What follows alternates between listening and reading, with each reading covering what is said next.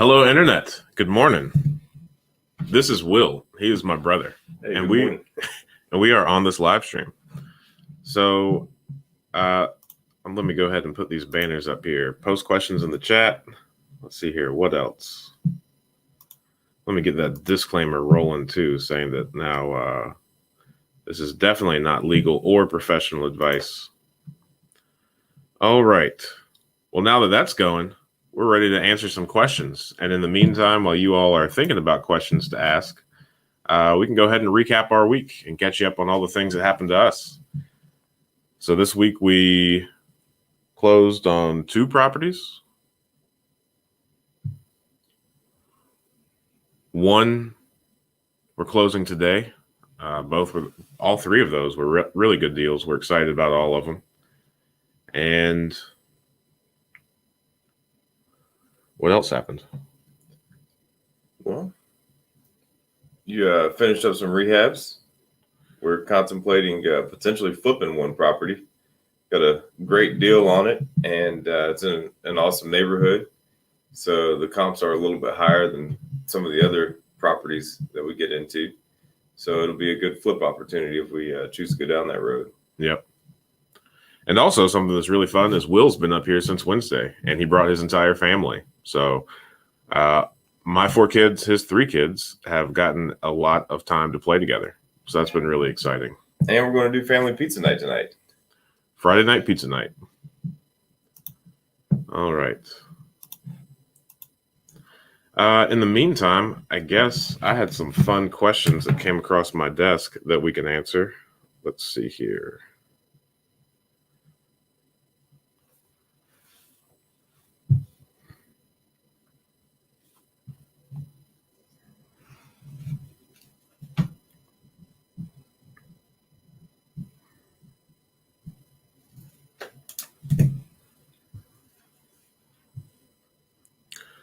So one of the questions that we get a lot, because some of the videos are about foreclosures and whatnot, and one of the misconceptions, I guess, that a lot of people have is that banks will finance properties that are distressed or have been vacant for quite some time or are not immediately able to be occupied.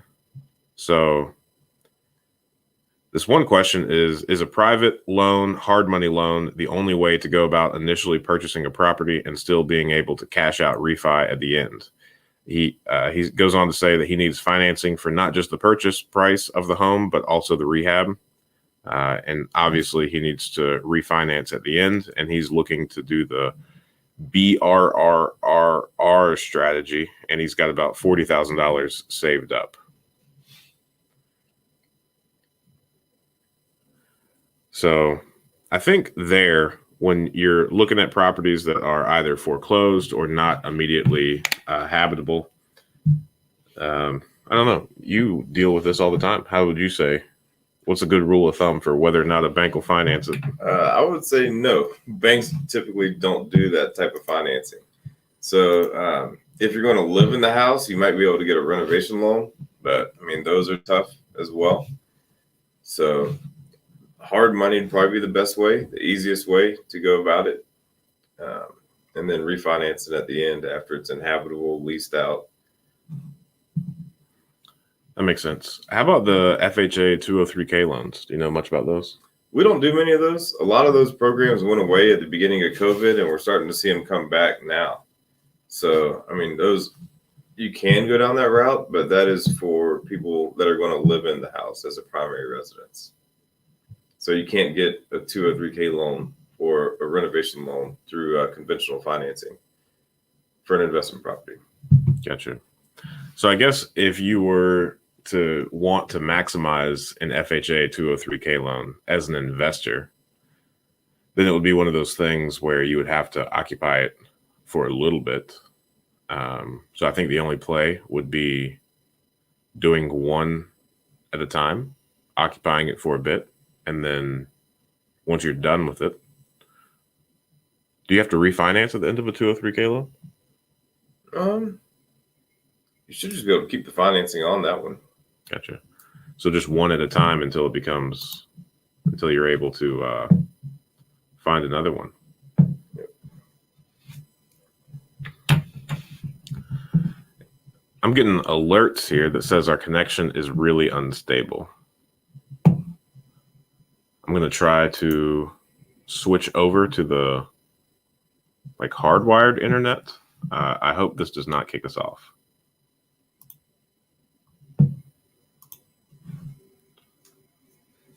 It shouldn't. I think we're still here. All right. Let's see here.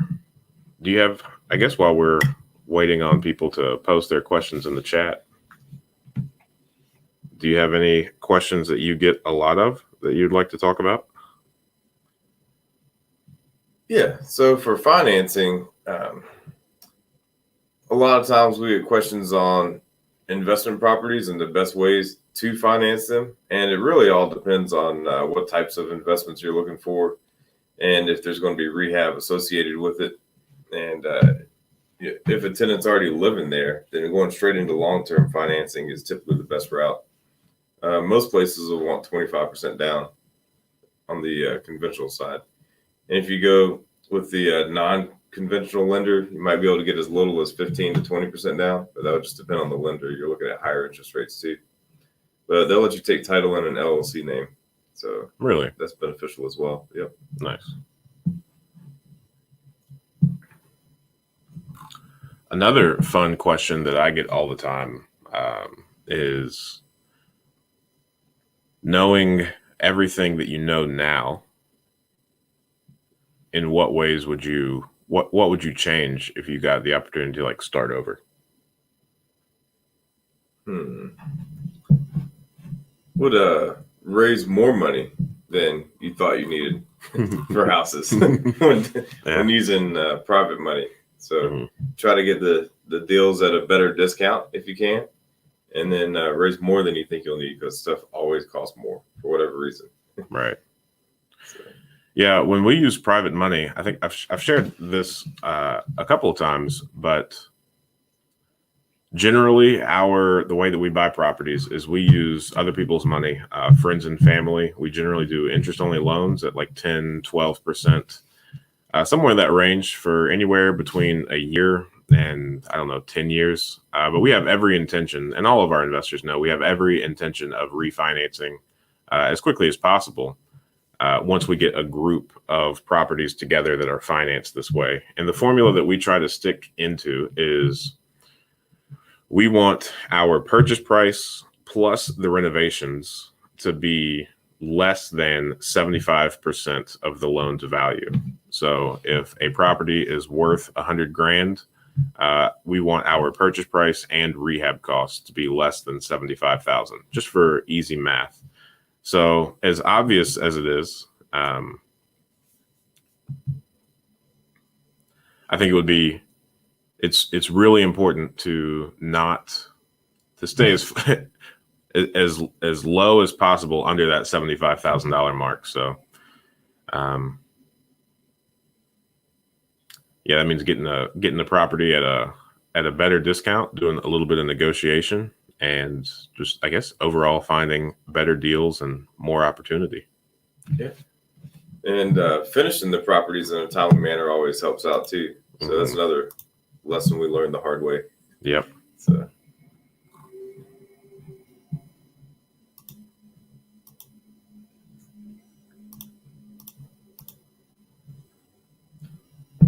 All right. So now we've got 5 people on. We're growing steadily. Filling the classroom up. Yeah. And we've got our first question too. Do all your properties have the same criteria, and are they all in the same area? It's a really good question, Dominic Courtney. And thanks for joining the live stream. Your name doesn't necessarily seem too familiar, so this might be your first time. So thanks for being on here. And yeah, this is what we love doing, answering other people's questions about real estate investing. And I think before this year, we would answer this question of yes, all of our properties have the same criteria. When we first started, we looked for that 2% rule. So whatever the purchase price was, we wanted the purchase price plus the renovations. We wanted it to be able to rent out for about 2% of the purchase. So just for easy numbers, if we bought a property and renovated it for $50,000, we would want to be able to rent it out for at least $1,000.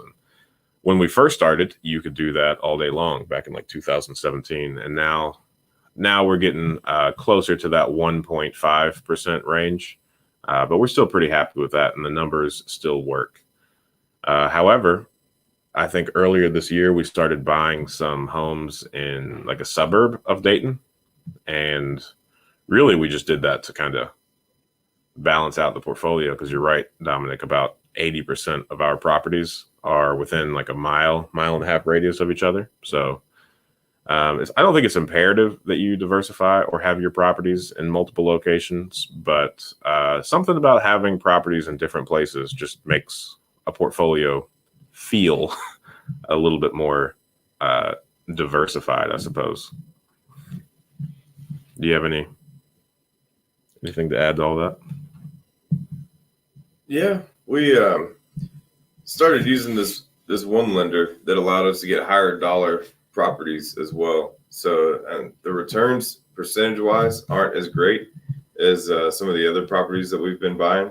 But I mean, on a monthly basis, just a gross income level, you can get about twice the rent.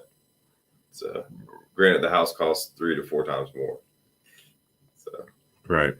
And another reason that we had the same criteria and we were pretty strict with it is, like I just mentioned, our financing model is generally 10 to 12% interest only, at least for the acquisition and rehab stage. So if we're paying, let's just do 12% because the math is easier. So if we borrow $50,000 at 12%, that's 1% per month. So $500 per month would be just the payment for the interest on that property.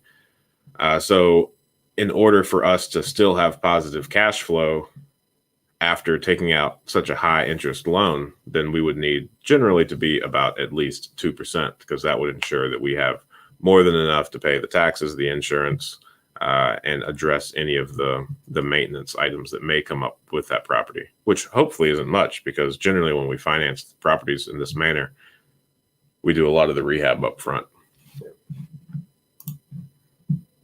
Well, hello. Good morning.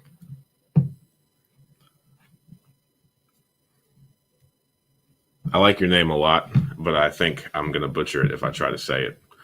So good morning, and thanks for being on the call. If you have any questions, anything you've always wondered about real estate, let us know.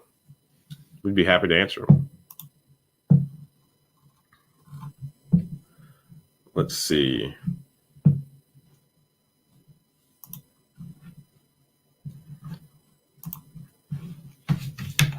Let's see if I can find some other questions while the 4 people on here are debating what they should use their first question for.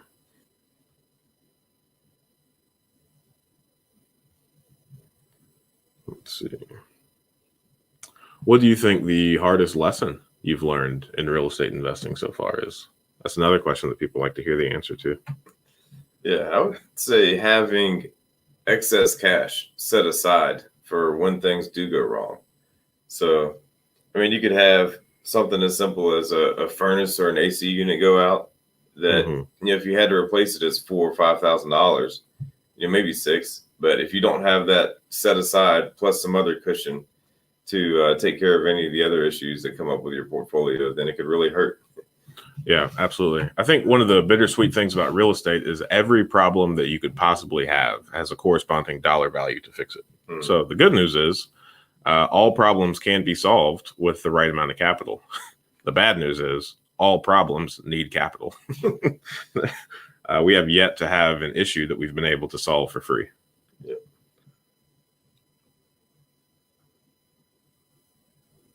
We actually, I got a text message a couple of days ago from someone that is an out-of-state investor, and they are looking to sell their property that they have here. And ultimately, I mean, it was obvious that he was distressed pretty quickly, because in his text, he said, like, he asked if I was interested in buying the property. And then immediately after that, he followed it with, I'm willing to sell it for, just the loan balance, whatever that is. I'll check, when I get home. So we agreed to buy it. It's in the area that we like to buy homes, and it's at a price point that we also like to buy homes. So after he shared a little bit more information, I mean, it was as simple as he ran out of money to fix the problems. So he's just looking to get out from underneath the property so that he doesn't have any more problems arise that needs money to fix it. I would say that's probably the hardest thing to explain about real estate. I think that's a really good point in your hard lessons is real estate is just so capital intensive. I think the people that start out with even the best of intentions, I mean, if you don't have money set aside, then it could potentially ruin you pretty quickly. And then as desirable as getting into real estate with this quote unquote, like no money down type philosophy, getting properties for no money down is great. But oftentimes the people that speak about real estate investing with no money down leave out the fact that no money down does not mean no money. It's still very prudent and wise to have some reserves set aside for all the things that can and will go wrong. So we are growing. We are now at 8 people watching, which is really exciting. 8 people. That's a small class. I've definitely taken college courses with less than 8 people. What's a small? Well, you went to a big college. I wouldn't call it a big college. When I went to the Naval Academy, we had about 4,500 students, midshipmen. Did you have any classes with 8 or 9 people in it? I don't think so. I think most of ours were in the 12 to 15 range. All right. Well, hopefully in a few minutes we're going to top the 12 to 15 mark. All right. We've got another question. It says, "Hey Ryan, can you share any helpful thoughts or information about foreclosure or real estate investment in Philadelphia?" Oof. I wish I could. Unfortunately, we have never done anything in Philadelphia. I'm not even so sure. Well, I've been to Philadelphia once for a very short amount of time. I think like 1 week. But the good news is real estate investments are pretty much the same across the board. It's just the dollar amounts and the specific issues with areas are different. But foreclosures generally follow the same guidelines, kind of regardless of where they are. So, I mean, on the foreclosure front, in a nutshell, foreclosures happen anytime somebody has taken out a loan with the security of that loan being the property. And then once they default on that loan or don't do something that they promised they would do, the lender would, execute their mortgage note on that property and start the foreclosure process. That is something that has to be done in the court. So because the government is involved, it's pretty formulaic. So the first step generally is filing the foreclosure paperwork, and then, all the legal documents are served, and then they go to auction inside the sheriff's sale. So because the foreclosure process is taking the private property of an individual and seizing it,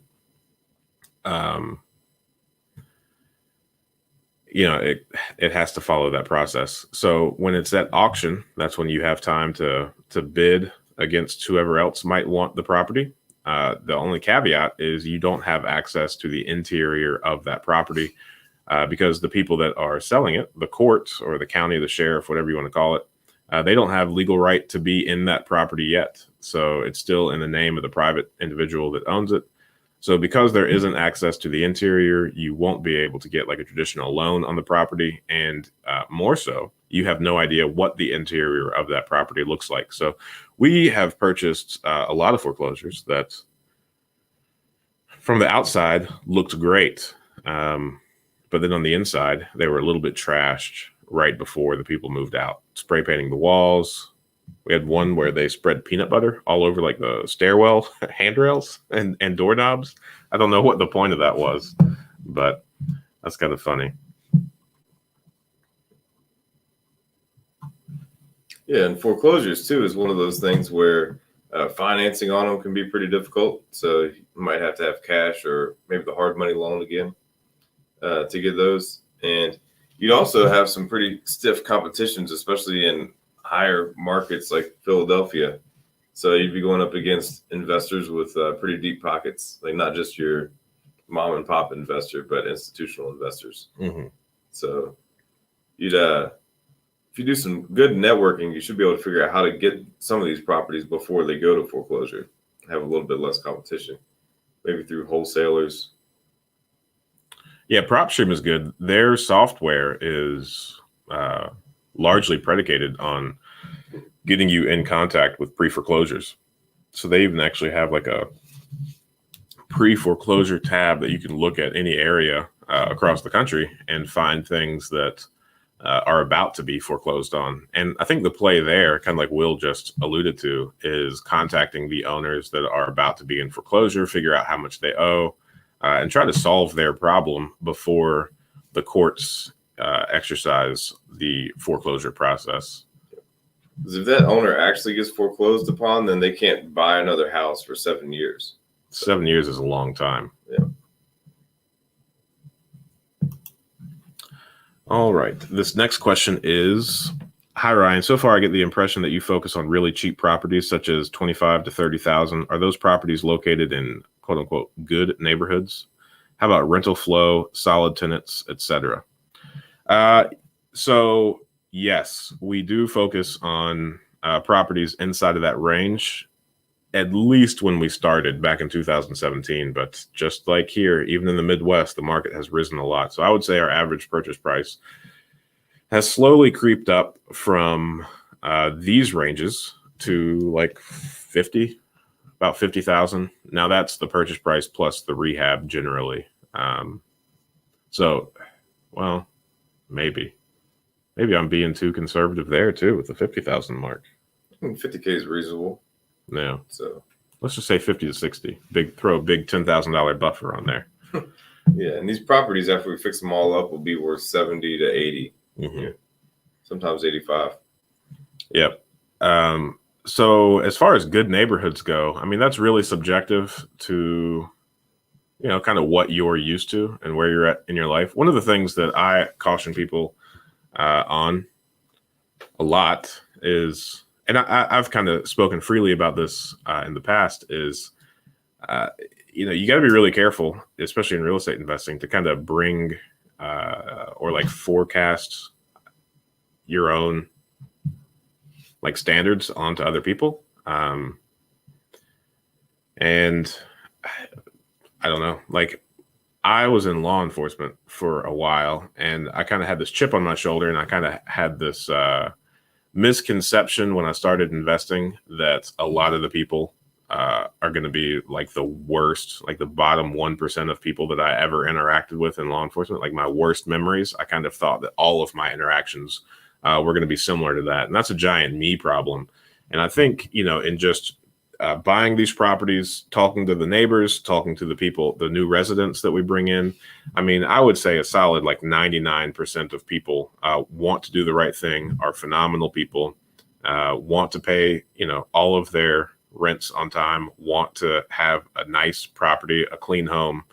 And I think accidentally, whenever we think and talk about properties that are much cheaper, we think that, they don't live well. They might not have their stuff together. And I, by and large, just haven't found that to be true. So I think they're in good neighborhoods. When we first started, I actually took my wife around to all the properties. And now our like rule of thumb is if we wouldn't live there ourselves, then we wouldn't buy the property. And we would still do that, but we have 4 kids now, and my wife is really busy. It's hard to get time on her schedule. So I would say they're in good neighborhoods. I don't think the crime is out of hand in many of these neighborhoods. The school district, that's I think nationwide problem. I think the entire nation is struggling with school districts. So I don't know how you would define a good neighborhood, but I would not be opposed to live in the majority of the homes that we own. Yeah. So the thing with real estate too is there's always going to be worse neighborhoods out there, and there's always going to be better neighborhoods. Mm-hmm. So it's just a matter of finding something that you're comfortable with. Maybe not you necessarily living there, but I mean the tenants that we've got living in our houses enjoy living where they live. Yep. So, and that's all that really matters. And the majority of them plan on staying for a very long time. Yeah. You never know what stage of life people are in. So, Yeah. I mean, we know people who live in hotels indefinitely, long-term hotel tenants for years, and they're happy to have their own house Mm-hmm. to be moving into as a rental. And some of them miss their hotel. Yeah, I would just say, like a lot of things in real estate, is it really comes down to personal preference. So I would highly recommend whatever area that you are thinking about investing in, just spend a lot of time there. Drive through it at different hours of the day. Get out, walk around. Just get a feel for what it feels like to be in that neighborhood, in that area, walking through those streets, like what the experience of living in that community is like, and it gives you the heebie-jeebies, then you might not want to invest there.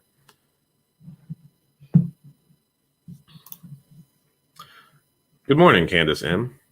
Thank you for that. How important of a role would you say credit score plays into real estate investing? Very. Yeah. So on the investment side, I do loans as well. I'm a mortgage loan originator, mortgage broker. So on the conventional side, if you're buying your primary residence, that's what your interest rate's based on. It's based on your credit score and the loan amount. So the lower the loan amount, the higher the interest rate. Mm-hmm. And on the investor side, on the non-QM mortgage side, then your credit score is very important too. So if you're in the high 600s or anywhere in the 700s, you're fine. But if you're in the mid to low 600s or 500s, nobody's going to give you a loan. What does QM mean? Qualified mortgage. Qualified mortgage. Yep. So a qualified mortgage is all the stuff that goes to Fannie and Freddie and the government, the VA, FHA loans. Gotcha. And another thing that I would say is, and I say this from personal experience. I recorded one video on like what all goes into a credit score because I had a scare where I really messed up my credit. And that's when I realized, and this was while we were building our portfolio. And that's when I realized that I have never properly educated myself on how credit scores are calculated. So I think if you were to look into that, figure out exactly what goes into it, what tanks a score, what makes a score go up, and then focus on building those things.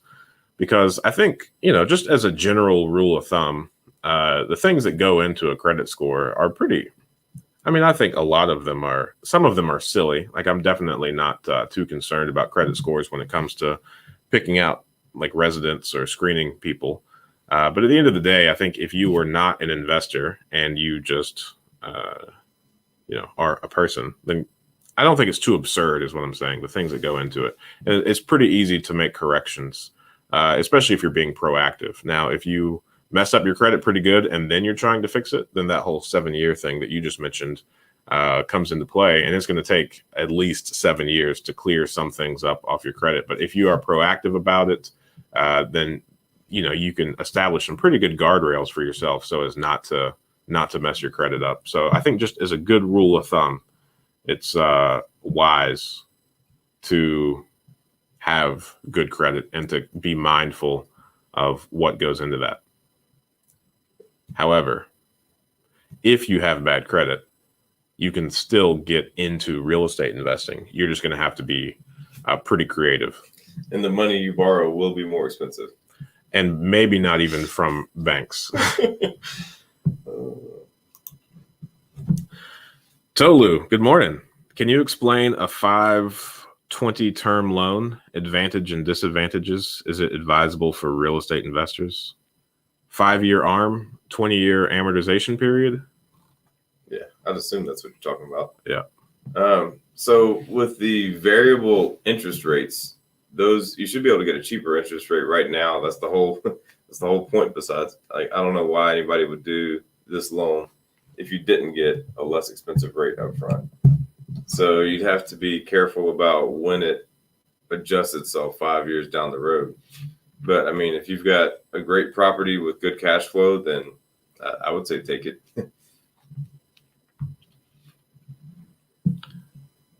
Are there, let's see here, what real estate investors? I mean, I'm not so sure Yeah, I mean, I guess 5-year ARM 20-year term loan is pretty common in like the commercial space. Yeah. Right. Yeah. So on the commercial side or the real estate investing side, then that's a pretty common loan. Especially if you go to your local credit union, then a lot of those guys will do 20-year terms, and they'll go through a 5-year fixed period. One loan that we've got refixes itself every 5 years. So it'll go through 5 or 4 different 5-year intervals. Automatically? Yeah. Nice. Yep. So yeah, I mean, I think if that's the baseline loan that most commercial lenders give, then I think at some point, real estate investing, you would kind of probably, I would say the chances of you taking on a loan like that are pretty high, depending on how you want to grow and how large you want your portfolio to get. I think the way that you're currently building your portfolio of, one house at a time, Fannie Freddie still allows 10 loans per person. Yeah, it's either 10 or 12. It might have bumped up to 12. So if that's the case, I mean, you have the opportunity to buy 8 more homes before you run into those limits the way that you're doing it. And I would say, if you've got the income, if you've got the time, if you've got the, credit to get into these 30-year loans, then I would advise probably every investor to go through their 10 Fannie Freddie loans that they're able to get, because Fannie Freddie loans are hands down going to be the longest term and the lowest rate that you can get on loans. Once you jump over to the commercial side, the rates go up, the amortization period goes down. But sometimes the amount of documents you have to provide goes down too. Yeah. For one of our lenders, we just have to send them updated bank statements every time we want a house. And that's pretty much it. Yep. Yeah, getting into a rhythm with one lender is definitely a good feeling. Oh, Dominic, good job. You're asking tons of questions. I'm looking forward to working through these. Did you face any difficulties in the time of the pandemic as far as tenants not paying? How did you address those issues? We did. And I mean, yes and no. So I would say the majority of the people paid as they were supposed to. Mm-hmm. A handful of people.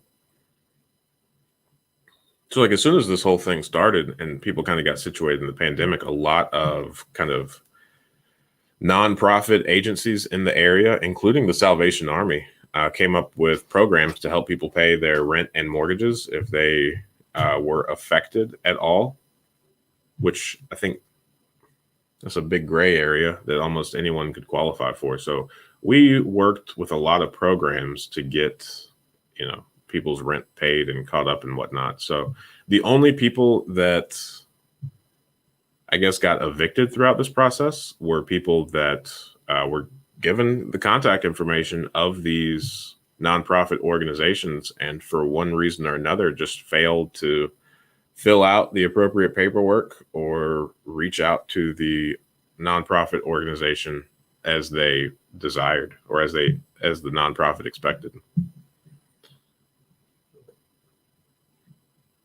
Yeah, the vast majority of people want to do the right thing. And some of our tenants were laid off due to the pandemic, at least in the very beginning. And most of them were able to find other jobs pretty quickly. Mm-hmm. And most of our rents are around the $700 to $800 a month range. So you can work quite a few different jobs and still be able to cover rent plus living expenses. Mm-hmm. Yeah. And I would say communication with us has been the key thing. We are absolutely okay with working with people so long as they communicate. I think the frustrating times is when people weren't paying their rent and weren't responding to us. Yeah. But ultimately that's exactly how they treated the nonprofit as well. And those were the people that kind of got evicted. Oh, this is a good one from Candace M. What advice do you give to a 29-year-old interested in starting to invest in real estate, but gets discouraged due to not having much starting capital? Thanks for your help. Ooh, it's a good question. Yeah. So if you find the right deal and get a good enough discount on it, then you could raise private capital above what it would cost to purchase the home, do the rehab, and if you do a great job managing the rehab and the money, then you should have more left over than you started with, and that's how you can grow your capital base. And another thing people do is you can vary your income. A lot of people work at fixed W-2 jobs, but if you learn how to sell something, I mean, that's the strategy that both Ryan and I took. We came from, I worked for the government for a little while. I was in the Navy, and Ryan was a police officer. And we both decided to go do jobs where we had a variable income based on our productivity. Mm-hmm. So. Yeah, I think the biggest advice that I would give is learn a new skill that will allow you to make more money. Really be mindful and intentional with the money that you do have. And then, as Will alluded to as well, if you find a really good deal, you're going to be able to, if you broadcast that deal a little bit, put together a little presentation showing the numbers, why it's a good deal.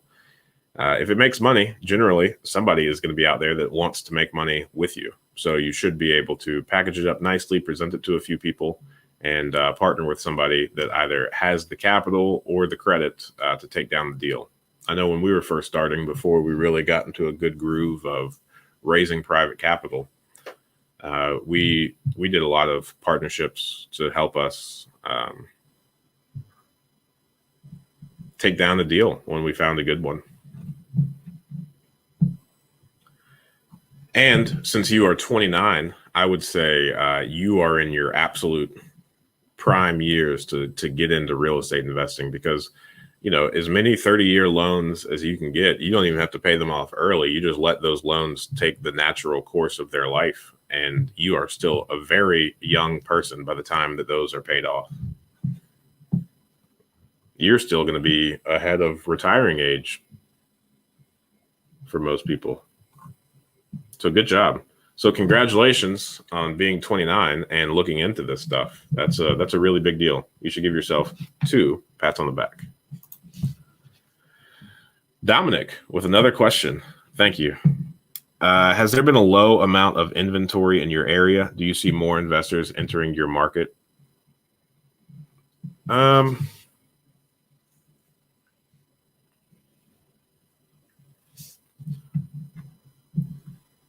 I live in Jacksonville, Florida, and we've had low inventory for at least the past 1.5 to 2 years. So 1 year ago, there was 8,000 houses on the market for sale any given month, and now there's 2,200. So you've got more people fighting for less houses, which creates a supply and demand problem. So the values of the houses have gone up, who knows, maybe 15% over the past year, maybe 20. So. And people were getting offers of 20 to 30 grand above asking price on a $300,000 house. Mm-hmm. So, one of the things that I try to keep in mind whenever I allow myself to kind of use like the market or inventory or any of those things as like an excuse, I like to remind myself that in real estate, in every market, geographical market, and in every economic lifestyle, whether you are in a correction or in a boom, there are other investors out there making money. So, you really just kind of have to adjust your game plan, pivot when needed.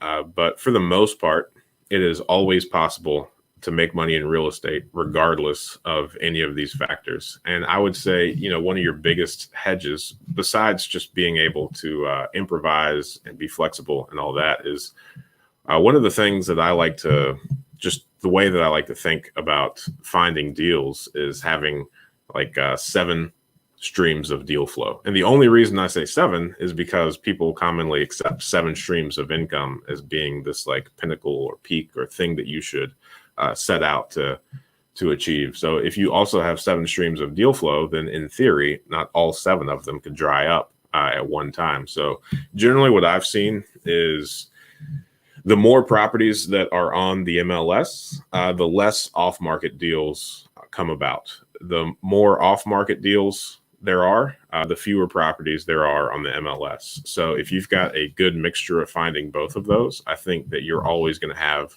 some deals come across your table. So when I say 7 streams of deal flow, we're talking realtors, wholesalers, direct mail marketing, word of mouth or referral, foreclosures, Probate. Might throw those in on foreclosures. There was one live stream. I need to think about it and actually write these down. Maybe even do like an individual standalone video on it. I came up with 7 at one point. I need to figure out. I need to find that list. It's probably on a notepad somewhere. All right. Good school, good neighborhood is all subjective. Oh, wow. We've got a little bit of a backlog. I feel like we talked about that a while back at this point. You should not project your standards of living on another person. For sure. For sure. Thank you. Y'all, thanks. And I will forever cherish your grown man on a child bicycle. Thank you. Oh, that's awesome. Let's see here. In case of investing in several properties in far locations, any tips on how to choose a good management company? That's tough because management companies can really hurt you in the long run and in the short run. Mm-hmm. If you don't get a good one, they can cost you a lot. I do not know. I'm not down to make blanket statements, but each time I get this question, I really like to point out the fact that I just don't understand the business model behind property management in like C, B, and definitely D areas. Just because you know the average monthly rent, at least here in the Midwest, like our average rent I think is right around $750, $800. So your standard management fee is 10%. So that's between $75 and $80. Minimum wage now in most places is $10 or more, maybe, or like entry level position salary. I really don't know what minimum wage is at the moment, but you start thinking about how many hours that person is able to allocate on your property per month before they are in the negatives. So the only way to really compensate from that is starting to add additional fees to you. So whether that is charging overages on any sort of maintenance or work that needs to be done, it's commonplace for management companies to charge an additional 5 to 10% on top of whatever contractor's quote is. We worked with one management company when we first got started, and they had a $45 minimum service fee. And judging by the number of service fees that I was charged some months, I would say I would kind of confidently say that each time any of our residents called, they charged us a $45 minimum service fee. So it's one of those things where in the property management company world, they're almost incentivized to kind of eat your profit so that they could stay alive. And I think that's just something to be mindful of. So I know that there are out-of-state investors out there, and I know they use property management companies, and I know several successful out-of-state investors. And I think that the ones that I know that do a very good job, they spend a great deal of time going through each statement and questioning every charge that they're given. So if you want to have multiple properties in multiple places, all while utilizing a management company, I would say going through everything very strictly should be like the normal for you. Yeah. Yeah, I would also say that it'd be tough to grow like that too. It'd be tough to scale up because for every different location you're in, you'd have to have a different set of vendors. Mm-hmm. I don't remember exactly when it happened. I kind of think it slowly happened to kind of like a frog in boiling water, if that's even a real thing. We noticed one day that our contractors, each time we called, we know these people are busy, but we noticed that they just started bumping us kind of to the front of the list. And that, like, once that started taking place, things just became so much easier for us. But we amassed a number of properties where contractors would prioritize our business over like the one-off business that they get from other people. So, contractors are easily one of the hardest parts about investing in real estate. So achieving any sort of efficiency in multiple markets seems to be an uphill battle as far as contractors speak.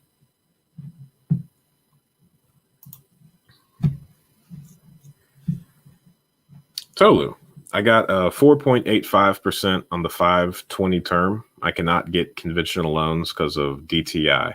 That makes sense. That's one of the first things that kick out a lot of investors from any additional conventional loans is the way that the income is calculated. Your DTI would be higher on a 20-year too than it would be on a 30-year. So it's counterintuitive. Yeah, they get their teeth in you. Yeah. I'm hoping to refinance down the line. Maybe. Where you are, especially if you've already gone over to the commercial side, I would kind of lean into it. I wouldn't try and refinance commercial loans into traditional mortgages if that's what you're thinking. I think the 4.85% on the 520 term. I mean, I would take it. Yeah. And a lot of the commercial ones have prepayment penalties too. So you want to look into that. A lot of them do the step down 5% in the first year and then 1% less each of the years after that. I'm hoping to refinance. Okay, I saw that one. Oh, and we're 50 minutes into the live stream, and we've got 20 people watching. So now we're even a good Naval Academy size classroom. All right, Junior is in Orlando, Florida, and he says it's a very low inventory market. Yeah, you're right. Florida. I live in Jacksonville, Florida. So there's been 100 people a day moving to Jax. I don't know where these people are coming from, but there's no houses to buy and there's tons of people moving in. I imagine Orlando is pretty much the same. All right. Well, really quick, I think there's one last question left before we reach the bottom of the comment line. So if you are just joining us, then hey, think of any real estate question that you'd like to ask, and Will and I are down to answer it. And this is fun because most days, especially when I'm asked questions specific to the financing or how loans are, I often defer and say, I don't know. Like Will handles all of that stuff. I think I mostly refer to you as my brother, but yeah, he handles all of this side. So today, I don't think there are many questions that we wouldn't be able to at least make something up that sounds right. All right, let's see. Can you get a 30-year term on a multi-unit property? Yes. How you can get financing on just about anything. But a 30-year term, 4 units or less? Yeah, 4 units or less is considered. You can go conventional financing on that if you want to. Anything 5 units and up is commercial. Yep. Are there any commercial lenders that offer 30-year terms? I'm sure you could find some. Yes, there are commercial lenders out there that offer 30-year terms, but it's probably not going to be your local banks or credit unions. So you're going to have to reach outside of that box and find the lender that would want to do the type of loan that you're looking at. One of the things that I run into a lot, just in like questions and reading, things on the internet about people talking about real estate investing, is, somebody will go to like one bank and say, oh, well, this bank said that you cannot get a 30-year term on like a multi-unit, or this bank said that you cannot get a 30-year on a multi-unit. And they're probably right. Like each bank has their own set of standards. And one of the things that I often say on this channel is, just as fervently as I look for properties for us to purchase, he looks for banks willing to work with us and get the specifics on how they do business and how we might be able to throw deals their way. So I would say the financing part is just as difficult as the actual real estate side. Yeah, because a lot of people look at a loan as being pretty much the same anywhere you go, and that could not be further from the truth. Like you just think about loans as being products. So some banks like to offer certain products and then some don't.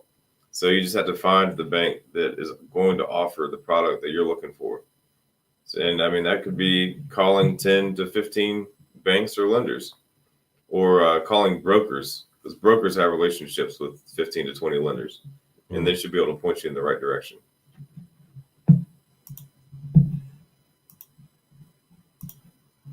Oh, we got to thank you. Dominic says, thank you both for providing all this information in real time. Thank you for asking all these questions in real time. We think this is really fun. And it's also one of those things where when we first started, like everybody that first starts, we had no idea of anything. And then the more we reached out, the more like one-on-one conversations, or once we got past like just the standard person that picks up the phone when you call a bank, or an insurance company, or any of the vendors that cater to the real estate investing community, we just realized how nuanced it was. So we think it's really fun to have all the information that we do, and then be able to kind of freely give it to whoever asks, because getting together all of this information is really difficult. And I'm very thankful that there's two of us. I also misplaced my glasses yesterday. Last night. I was hoping that I left them in my office, but I'm having a tough time reading these questions. My eyes are starting to get a little blurry. Silly astigmatisms. I want investment of 1 million rupees. Okay. Let's see here. Do you prefer to use the big banks, Chase, Bank of America, etc., or local banks / credit unions for your real estate needs? So a lot of the big banks stopped doing all lending when when COVID first happened, because they were all dealing with the PPP loans and the EIDL loans, all the SBA type stuff. So that's where you can really lean on your local banks and credit unions and your other lenders who didn't stop doing any other sort of loan because they were too busy. Mm-hmm. And I would say for the most part, we have found that the local credit unions, especially when you're looking at like just, well, regardless of how many properties you're looking to finance at one time, the local credit unions always seem to be a lot more malleable than the bigger banks. I think, the bigger banks that you just mentioned, Chase, Bank of America, they've got such a sales funnel built up, and they spend so much in marketing that they are just absolutely flooded with perfect cookie cutter scenarios all of the time. And that's their bread and butter. That's what all their entire systems are designed to cater to. So as soon as you come to them with something that's a little bit, out of the box, then, it puts a little cog in their wheel, or whatever the saying is, and jams them up. And they really just want to spit you out so that they could continue processing more of these cookie cutter type loans. So getting people that don't have that sales funnel, that massive marketing budget, getting people that really care about that one-to-one relationship rather than just processing X amount of applications per day, I think those are going to be the people that you find the greatest amount of value from in the real estate investing journey that you're on. Yep. And most of them at the small banks and credit unions, they're titled VP of commercial lending. So find that person and talk to them. He wants to buy a big home in Mumbai. Hey, man, I think you could do it. I don't know anything about that place, so I won't be too much help probably, but reach for the stars for sure. Can you use out-of-state lenders to buy properties in your state? Yes. So most lenders lend nationwide. So most lenders lend in about 38 different states. I don't know what the other 12 are that people don't lend in. Probably the Dakotas, because they don't want to spend the time to get licensed there. And then a few other states that are really difficult on the licensing side. I know New York's one of them, but I don't know the other 9 states that lenders typically don't lend in. But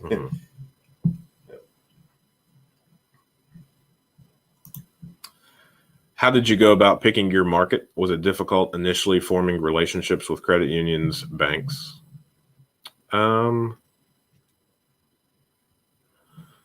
So we accidentally picked Dayton. I mean, it's not like when I moved up here, it wasn't to take advantage of the real estate market.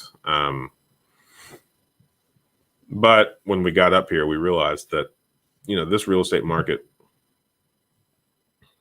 was full of opportunity. And when I was in law enforcement, and I lived in North Carolina, and in Durham specifically, I watched East Durham, where you could buy almost any home for like $10,000 or $15,000. Slowly those prices went up and up and up. And now, I mean, when I left back in like the 2016 timeframe, 2017, you couldn't even buy one of the condemned homes for less than like 100,000.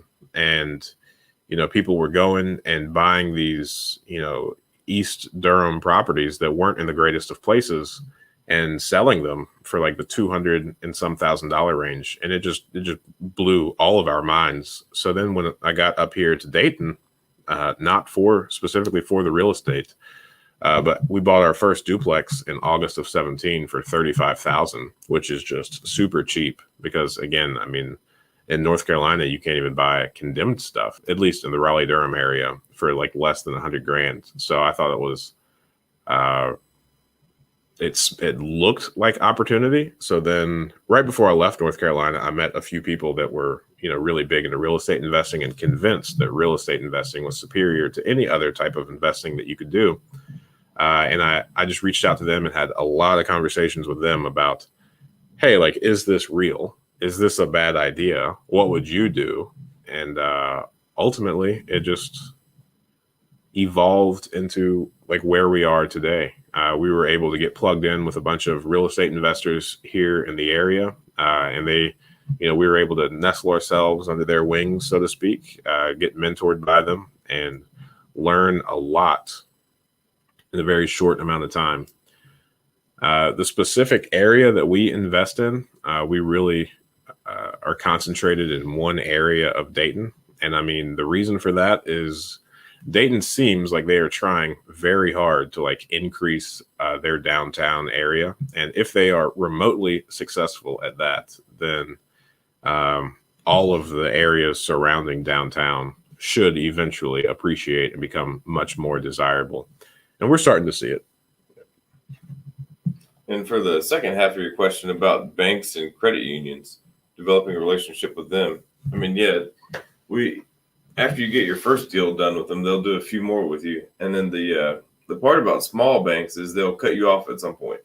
So we would get really quick. It would get to 3 or 4 houses, and they'd say, "Oh, let's take a break for a little while. Let's see how you do with these 3 or 4, and then we'll reconsider later down the road." Mm-hmm. So that's when you got to go find another bank, get another 3 or 4 with them, and then move on to the next one. And we've been able to find a few banks that'll let us do 40, 50, 60 properties with them. I don't think they have a limit. Mm-hmm. But it took 2.5 years to find that bank. So it wasn't overnight. Right.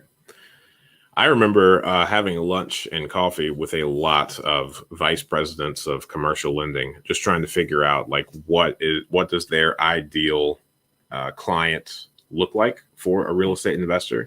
And I think when we were first starting, we realized that we were not like, what one of my favorite sayings is, he who has the gold makes the rules, right? So we knew that if we wanted to be successful at real estate investing, we needed to play by the bank's rules. So we did a lot of meetings, and we tried to be proactive on, what are these banks looking for, and how can we create, design, monitor metrics that trend us in the right direction.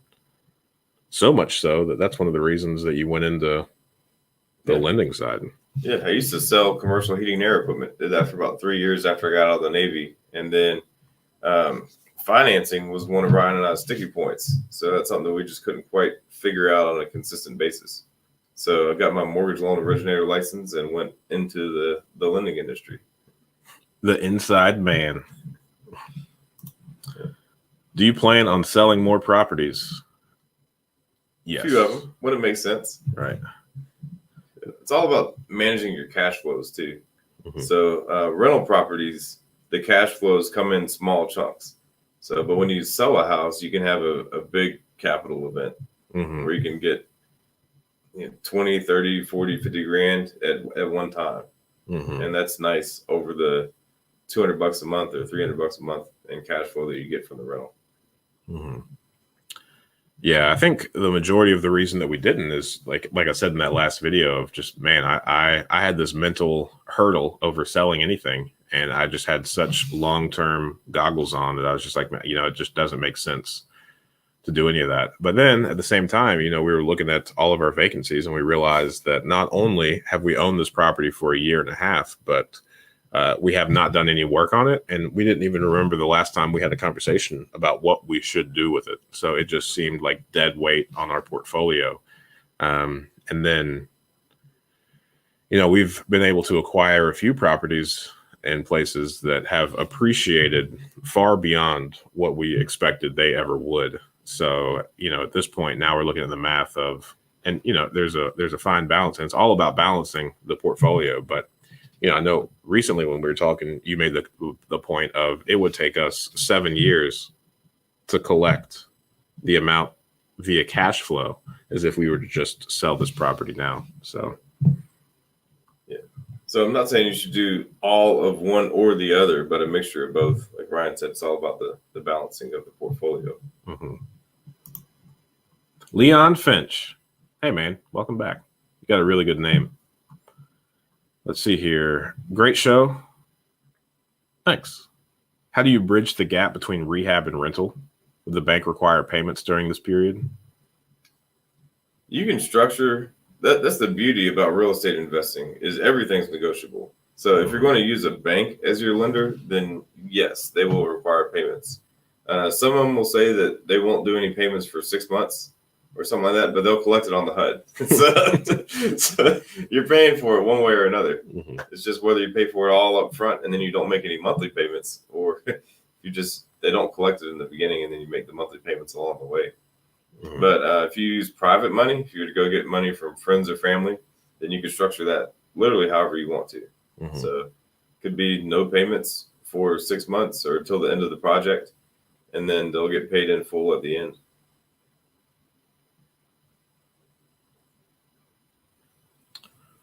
We pay most of our investors on a monthly basis. Yeah, we haven't tried to defer payments. A lot of our thought process behind, just our business model, we kind of consider that we have two clients, our friends and family, the investors, and then also, our residents. So with our, friends and family, we really want to build long-term relationships and reiterate on that trust factor as frequently as possible. So I think we have talked about deferring payments a couple of times, but ultimately what we really want is somebody to get paid by us on a monthly basis. And the more times that we do that, I feel like the more trust that we have. And then the people that have lent us, 30, 50 grand, next time they have a chunk of 30, 50 grand, maybe they'd be, open to giving us 100, 150, whatever it is that they want. But that trust factor, shows up in frequency. I think the more times we successfully perform, I think the better of a foundation we lay. And, me personally, I like getting paid on a monthly basis. So our investors, they like getting paid on a monthly basis too. And it's something that gives us a competitive advantage over other things like the stock market or something like that, where you don't really get paid. You'd have to sell your stocks to get paid. Mm-hmm. All right. Thanks for answering my first question. Are you guys veterans? I'm not. This guy is. Yeah. Did about 6.5 years in the Navy. If so, did you pay off your primary residence mortgage and use a VA loan to buy another property? I've got a VA loan, but that's not quite how that works. So you can get a VA loan, I think right after you join the service. I think you have to do a few months, but then you're eligible for a VA loan. So you could have multiple VA loans at one time, but you've got to intend to use the property as your primary residence. So it's not a great tool for using to go buy rental properties. We have a friend. He is a veteran, and he used his VA loan to buy a 4-unit he lives in one of the units and rents out the other 3. So he actually got paid on the HUD. At the bottom, it said cash to buyer, $75. Yep. So he got paid $75 to buy a 4 unit that makes him. I did a video on it. I think it was called House Hacking Success about a year ago. And I think he gets paid like $1,000 a month. Not to mention the fact he got paid $70 to buy the property. And in addition, because the market has continued to appreciate, especially for those 4 units, he bought it for, I think, like 130 or 140, somewhere in that range. And I mean, now the comps for 4 units in this area support right around a $200,000 value. And for VA loans too, for all those veterans out there, for a multi-unit property, you can go up to the county conforming loan limit. So for a 4-unit property in most areas, I think it's around $1 million. So you can essentially get $1 million property for no money down or nothing. They'd cover the entire purchase price. You still have to cover closing costs. And you still have to have the income to support it. But it's possible. Yeah, and especially, I don't know. It's all the same. It all gets you to the same place. But I just feel like, especially if you're younger, like if you're 40 or under, and you are able to get $1 million loan that's amortized over 30 years, you don't even have to pay it off early. It's like a guaranteed $1 million, barring any correction or crazy market thing. But I mean, it's pretty well close to just make your minimum monthly payments, and 30 years from now, you'll have $1 million. It just fundamentally feels different rather than throwing X amount of dollars into like the stock market or some sort of, other investment vehicle, hoping that one day it's $1 million. Yeah, and if your debt to income ratio is a little bit low too, then you could use those other 3 units that you'd rent out in a 4-unit building to count towards the income that you produce. So it'd be based on the, I think it's a 1007 from the appraiser, the rent schedule. The lender would use 75% of that value. All right, WB Blue. After your purchase, how long afterwards do you make your first mortgage payment? Is it like the date of purchase? That would depend on the lender too. Most lenders, you would skip a month. So it's July right now. If we closed right now, we would skip August and our first payment would be in September.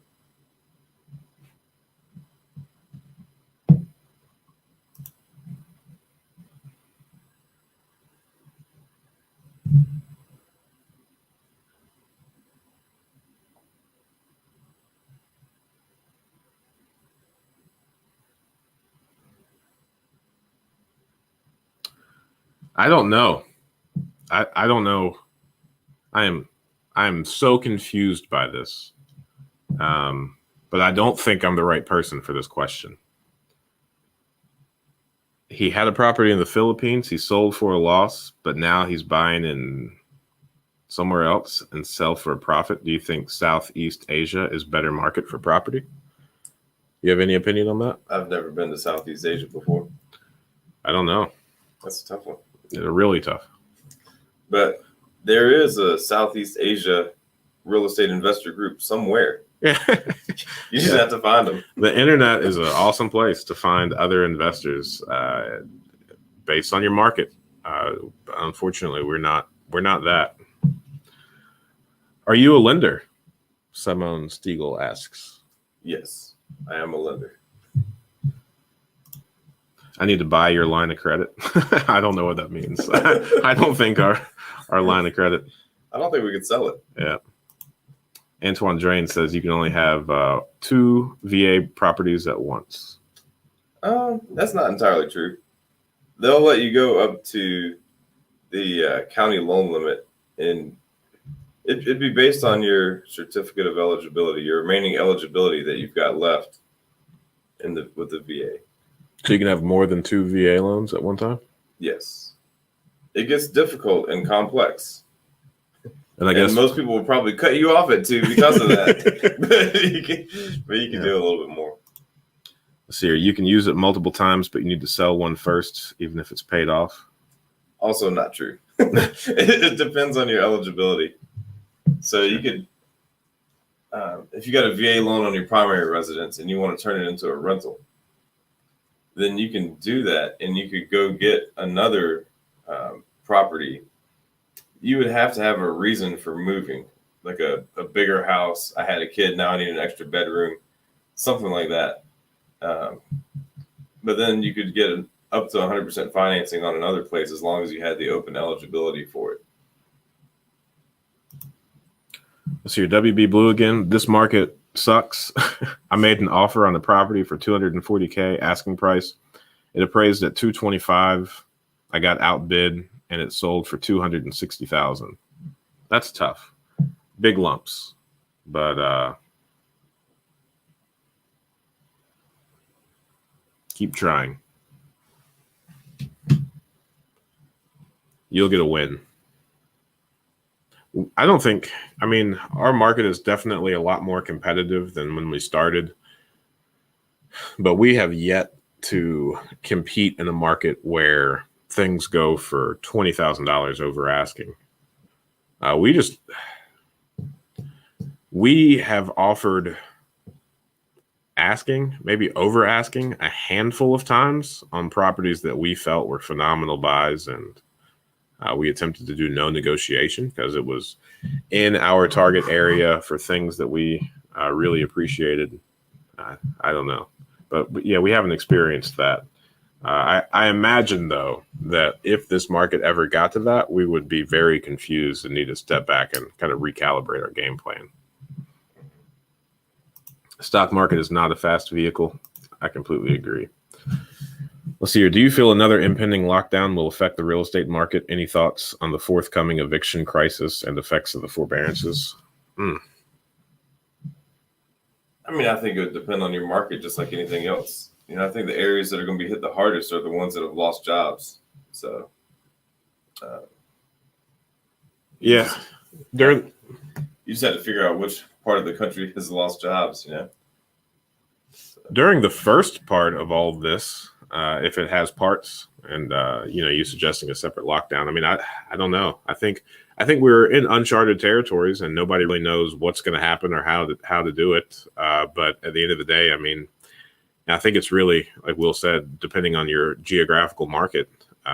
My theory, when I was speaking with a lot of people, and at the first time, we had actually a lot of our friends and family that have invested money with us, gave us a call and asked us just to, gauge the temperature on, what we're seeing. And, at the time we didn't feel anything. We had no signs of people not paying or outside of the usual. The people that, tried to use it as an excuse or used it as an excuse, however you want to think about it or word it.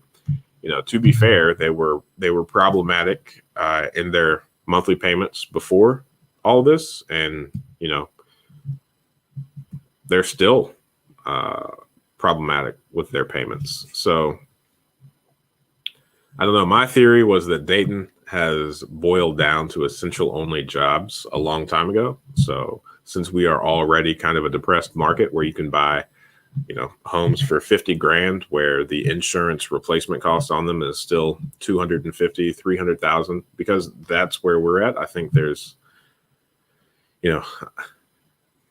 I don't think we're nearly as at risk over all this stuff. Whereas somebody like in California, who is paying $1.5 million for a house that has an insurance replacement cost of like $250,000, $300,000. So two different markets. Besides real estate, do you buy, sell anything else? Baseball cards, eBay, yard sales? Not yet, but in the second lockdown, if that comes, like Dominic's suggesting, maybe. I like to focus our efforts, so we've only got bandwidth to do so many things. So Ryan and I both have, families, wives, kids. We like our real estate and spending time in that business, growing that to make it better. So if we were to take off and do baseball cards or something, I mean, it'd be a little bit of a distraction for us, at least. Mm-hmm. There's plenty of things you can do in this world to make money. So pick something you enjoy doing. Yep. Yep. Good to Great. Jim Collins wrote that, I think. I think, he had his whole hedgehog concept of find something you're passionate about, that's profitable, that you're also, very skilled at. And, living inside of that triangle is your sweet spot. And then,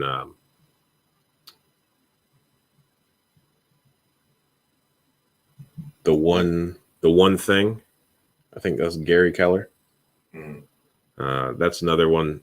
That's another book that I reread at like 15 or 20 times because I'm one of these people that suffer from like the squirrel shiny object syndrome. So I really think there's a lot of power in focusing on just one thing. All right.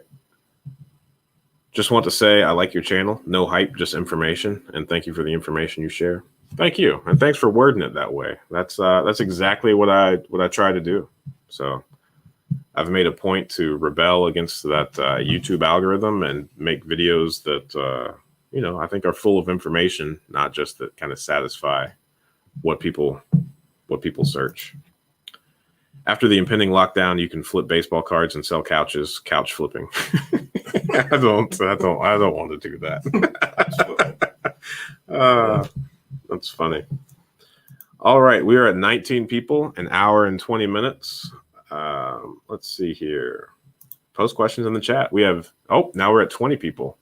So this is awesome. Thank you guys for being here. If you have any real estate questions, we are happy to answer it. Let's see. Let me scroll back up and make sure that I didn't miss anything. Yeah. While Ryan's doing that for this lockdown, I think the strong businesses will find a way to survive. So I think we saw that through a lot of the COVID the first time. Some restaurants that were forced to shut down, they did takeout orders left and right, adapted their kitchen, their menu, and their employees to fit to the new takeout requirement that people had. But the ones that chose not to do that and sat around with their insides pretty much shut and couldn't make any money, I think those are the ones you saw ultimately go out of business.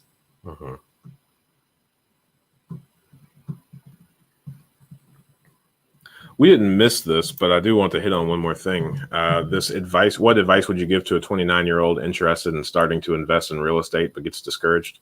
For this, I would also like to add that there are so many different ways to make money in real estate investing. I would like to make the argument that there are just as many ways to make money in real estate as there are real estate investors. So, a lot of people are out here saying that Airbnbs are better than, single family homes, or multifamilies are better than single family. Anything, single families are better than whatever. And they try to pit, different facets of real estate investing against one another. And, at the end of the day, yes, a little bit of that hinges on like your ROI, your return on your investment. How much, are you making compared to the money that you have to put in? But I would say ultimately what it really comes down to is the fact that they each have their pros and cons. And I would probably say that the pros are very similar. However, the cons, are their own list. And it really comes down to personal preference on what problems you want to deal with. And, we have picked a type of real estate investing where the problems that we have get under our skin the least. We have a couple of multifamilies, and those problems get under our skin a lot more than our problems that we have with single family homes. So it really comes down to personal preference. I would say regardless of what facet of real estate investing you get into, it ultimately comes down to personal preference. And, that's your choice. And don't let anyone make you feel bad about your choice or make you feel like you're missing out on a better version of investing, because it's just not true. If you're in real estate, you're doing a great job. All right, let's see here. Buying first property, which would you start with, a single family or multifamily? Oh, hey, great question. I accidentally, I think, answered that. What would you say? Yeah, so I would, it would depend on the stage of life you're in. I mean, I'm married, got 3 kids. There's no way I could live in a 4-unit, 1 bedroom, 1 bath. So it's just not practical at this point. But if you're in a point of life where you can live in a 1 bed, 1 bath or a 2-1, whatever you can buy. I mean, I would do a 4-unit property. So you can still get conventional financing, great terms on something like that.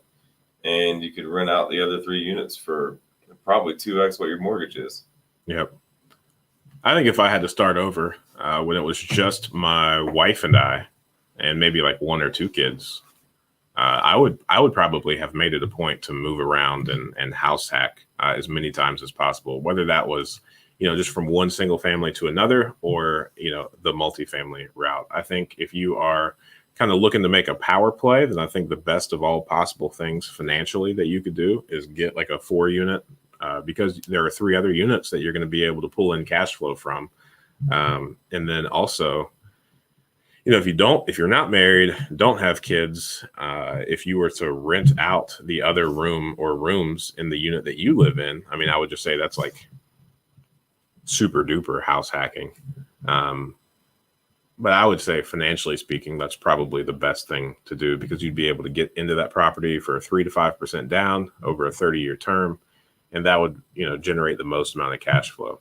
But for the most part, I mean, getting into anything, over the next 30 years is fantastic. And then it just becomes like a rinse and repeat thing.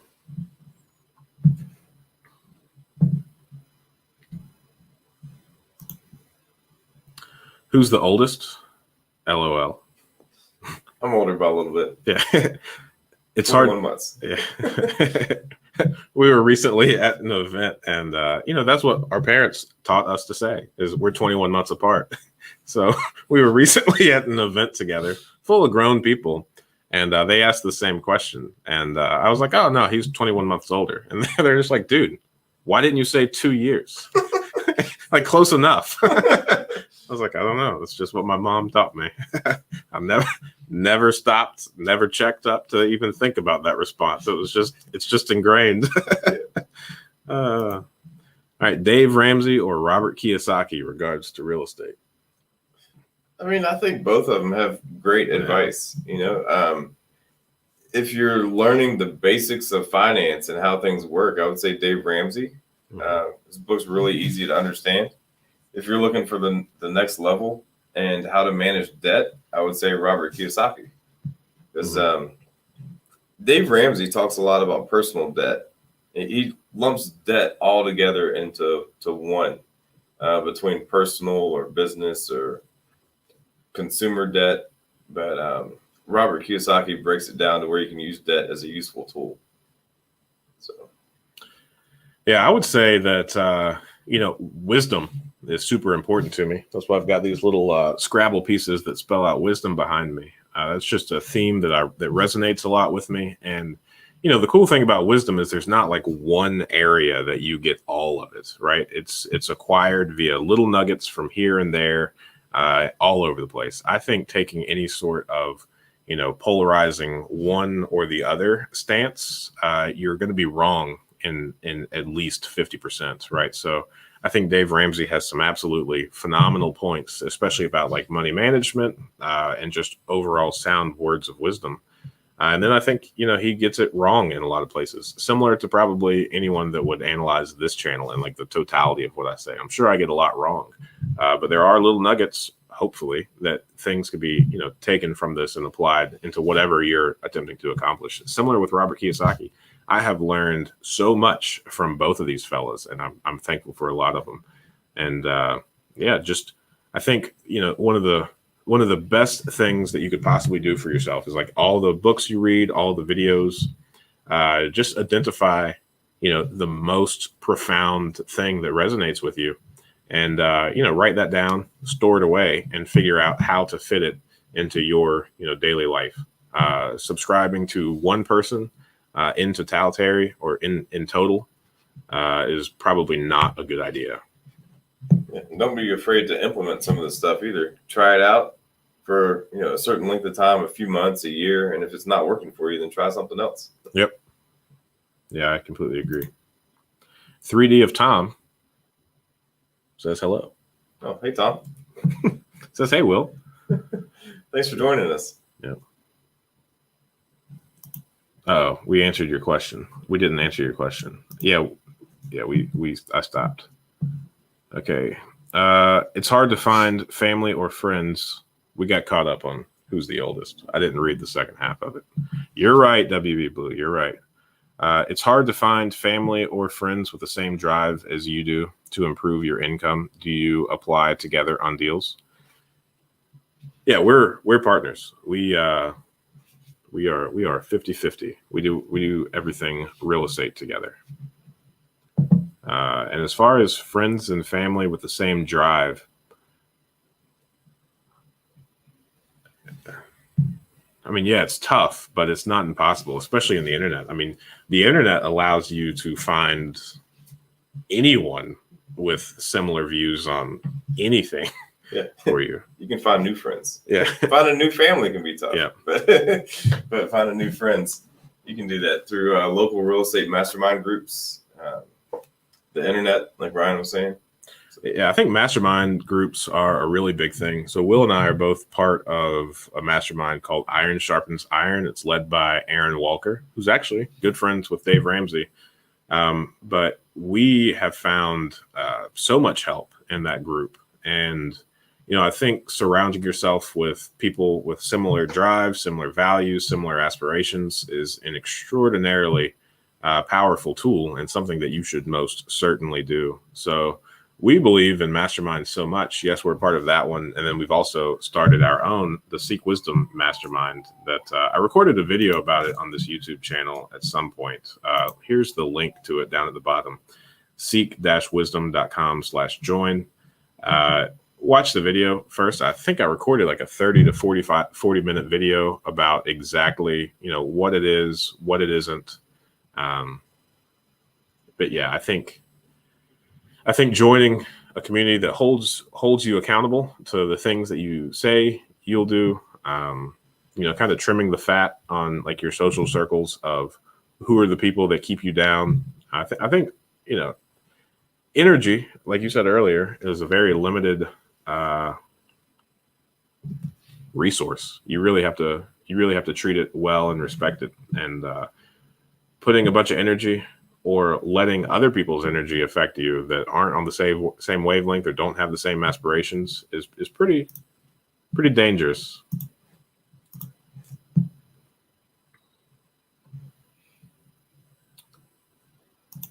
Let's see here. Grant Cardone, question mark? I'm not sure how to answer that question. I do know Grant. Let's see. Okay. It says Dave. Is the same Dapper D. He asked Dave Ramsey or Robert Kiyosaki question, and then also Grant Cardone. So yes, I like Grant Cardone a lot. Grant Cardone, I leaned on him very heavily when I left law enforcement and took a commission-only job. I think Grant Cardone is really awesome at motivating people, especially on the sales front. I never purchased any of his programs. I just listened to him a lot on YouTube, so much so that my wife one day told me how much she dislikes him. And I get it. He's a handful of a character. He's got a lot of energy. And inevitably, people with that much energy, I mean, they're polarizing. You either love them or you hate them most times. I think he's got some really solid points. I think he is hyper focused. I think he executes really well. And I really don't think he allows many excuses to seep in. He's definitely a man of action. And I think that's, you know, the biggest, just as I'm talking, I think that's my little nugget or a piece of wisdom that I take away from Grant is he just takes massive action and he is so persistent and relentless with it that it's very, very motivating. But, you know, like anything else in life, too much of that is also a bad thing. Yeah. So Grant's a great sales guy. So he's probably one of the best sales trainers out there. So I did his Cardone University for a little bit, and it was really helpful. Mm-hmm. Do you invest in any commercial deals in your area? We have one mixed use building, commercial property. There's 2 apartment units up top and down below. It used to be a bar. We're slowly trying to turn it into like a restaurant of sorts. We it might be a Mexican restaurant. We're still working out those details, figuring it out. We don't have much experience in commercial. We would like to, slowly, without deviating much from our bread and butter of the single family homes, that like hedgehog concept from Good to Great, or the one thing from that book. With the market the way it is, how do you make yourself stand apart to make deals with sellers? We offer cash to close in 2 weeks. So that's part of it. And just figuring out what the seller wants is another part of it, because everybody's selling a house for a specific reason. So, I mean, in your market where, like Jacksonville, where you've got, a lot of houses that were built in the last 15 to 20 years being sold, there's really not much that could have gone wrong in the past 15 to 20 years for a house. But here in Dayton, Ohio, there's a lot of houses that were built in the early 1900s, some even the late 1800s. And there's a lot that could have happened between here and there, a lot of problems that we solve. So that's how we differentiate ourselves, by figuring out how to solve these problems and getting in there and closing the deals. Yeah, I would say a key variable, I mean, is the first thing that he said. Everybody's selling a house for a reason, and how do you make it most a win-win? And our general, template for making an offer is cash purchase, 2-week close, no contingency, like no inspection contingencies. The only real contingency is that I have to walk through it before we purchase it, or before we purchase it. And I mean, I do my own kind of mock inspection just from having watched inspectors so many times. There are things that I miss, and sometimes that is costly. So I try to do a really good job. But the no contingency piece, I think, is really big. The 2-week close is also really big. And the cash part is really cool. But I would say over and above that, it's also making sure to still check up and figure out, like, does this person have anything else that, needs to be met? Or we just had a really bizarre instance that we still don't fully understand, but we put an offer. A property was listed for $50,000. We offered $35,000. Another person offered $55,000. Our $35,000 offer listed all of it followed our template. So all those things that I just said. The $55,000 offer was for traditional financing and had all those contingencies and whatnot in it. There was a cash offer of $44,000. The realtor reached out to us and asked us to bump up our offer to $45,000. We said no. It's like a 600 square foot house. It's pretty small. So we said no, like 35,000 is fair. And then they revealed that, we have purchased something from them in the past. They revealed that it's really important to them that the resident at that property gets to stay. And the other two offers were both planning on kicking that resident out and doing something else with the property. So they wanted to work with us because they knew that we were going to let the resident stay. So ultimately, we came to an agreement of $40,000, and we would let that person stay. So I don't know why, but that's like an example of us standing out, as we were willing to accommodate that request. And for, that's what happened. So I think just being flexible in that way is a good idea. Also, hi, Ryan. I feel bad for leaving you out the first time. No worries, Tom. I didn't feel any kind of way about that. I'm here always. Will is here, never. Good morning. Feel like I missed a week or two. Glad to be back here. Awesome. You are not the one that missed a week or two. I am the one that missed a week or two. So I am happy to be back as well. Everyone in our house got hand, foot, and mouth. That required all hands on deck for a little bit to get us out of that. So they get rid of the 1031 rule in the new infrastructure plan. I have no idea. Saint Gang Gang. Saint Gang Gang. That's a good name. Saint Gang Gang. I don't know. We haven't done a 1031 yet. So I don't really know. Yeah, I don't know. Is there a max number limit of properties you guys are reaching? No. I mean, we can take on as many houses as our bandwidth allows. So we found our bandwidth to kind of top out. We're around 130 right now, so we got to hire some employees to increase our bandwidth. So, but if you can hire employees as your bandwidth runs out, then there's no limit to the amount that you can acquire. Mm-hmm. Yeah, and I would say one thing that we remind each other of very regularly is we could grow faster, and we are increasing our bandwidth as we feel comfortable. But one of the things we try to keep top of mind is, family first. We really value that. We've both got great wives and awesome kids that are really young, and we only have this time once. So we went to a conference recently where the guy, super scheduled, super disciplined, and works really hard and has achieved a lot. I mean, more than we may ever achieve. And he shared his schedule with us, and we looked at each other and said, yep, we are not interested in doing that. We're going to work as hard as we can between the hours of 7 a.m. and 3, and whatever we achieve, great. But the whole reason we're doing this to take care of our family, to provide them, great lives, fun lives. That's our main focus. Very family driven, family oriented. We do not want to take on more properties than we could keep up with our family. So if we had the opportunity to buy 1,000 properties, but it would take, 5 consecutive months of 12 hours, 15 hours a day, we likely won't do it because that would fall outside of our core values of family. And we wouldn't be able to be there like we want to. And, we've only got this time once.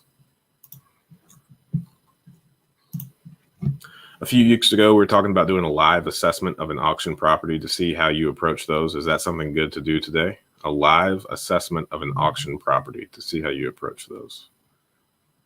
Let's see here.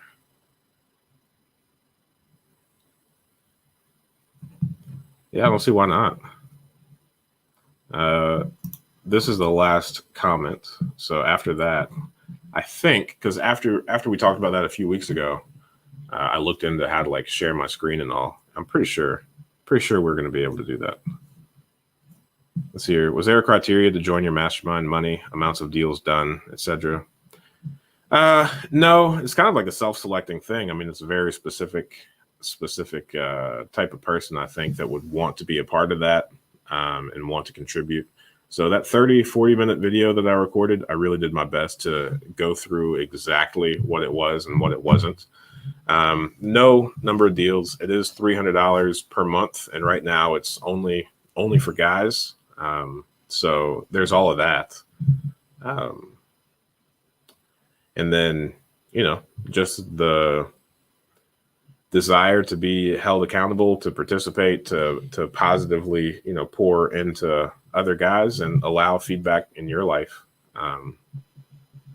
Yeah. But as far as experience or success, any of that, no criteria. Do you apply your loans with LLC or personal loans? Both.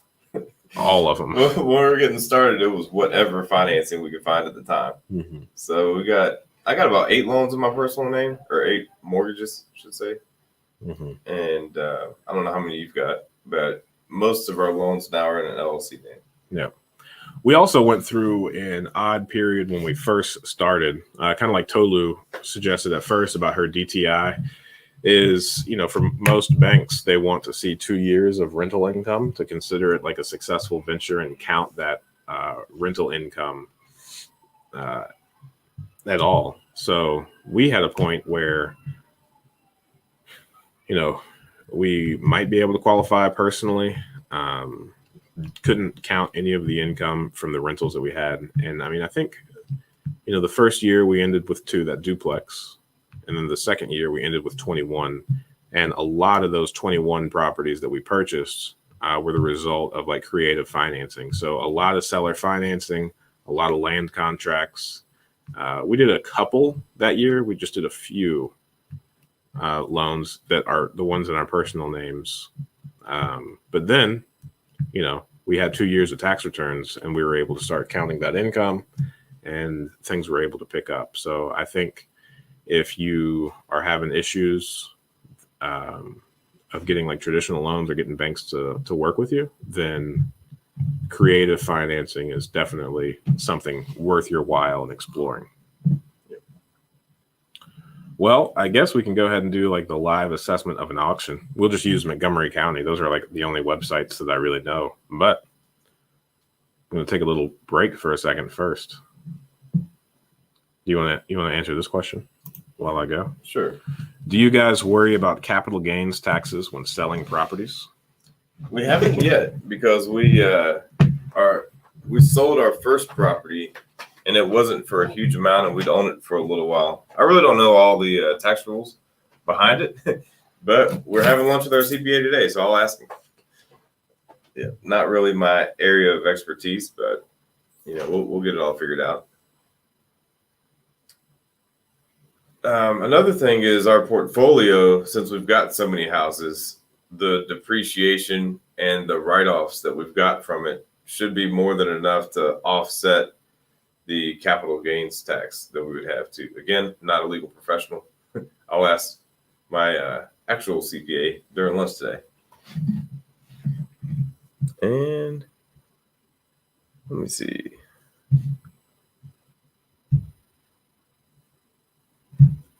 Who is your CPA?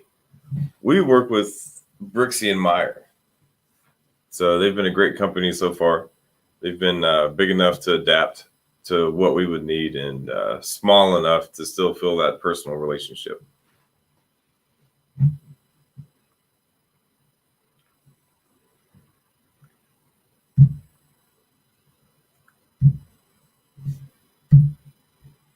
So trying to get this other question to come up. I'll talk about the LLC name or personal name again. So since I do loan origination for my day job or one of my jobs, then the LLC name, you'd have higher interest rates. But a lot of times the properties or the lender will be underwriting the property more so than you. It's all driven based off the debt to service coverage ratio, meaning that your rental income would be equivalent to or more than what your principal, interest, taxes, and insurance would be. So a lot of lenders like to see a debt service coverage ratio of 1.2 or greater, meaning if your mortgage was $1,000, they would want to see your rental income be $1,200 per month. So the terms on these loans, you can typically get a 30-year, and interest rates would probably be in the high 4s, low 5s right now. So it's typically about 1% higher than what you would see on a conventional if you were to take it in your personal name. I already answered the other question. Who's your CPA? Yeah. Nice. Dapper D, thumbs up. Well, thanks for the thumbs up, Dapper D. All right. So now we are going to attempt to do some sort of live assessment of a property that of some auction properties. So let me figure out how to do that. Anytime while we're doing this, feel free to ask your questions. I think this is a really good idea. I hope it works out well. Let's see here.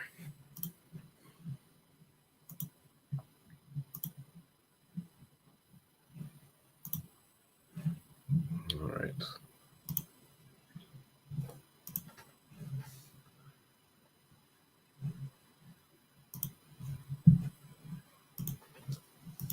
And while we're doing this, Dapper D, how's the cigar world going? Pretty sure I know Dapper D from Jacksonville. Let's see here, MC.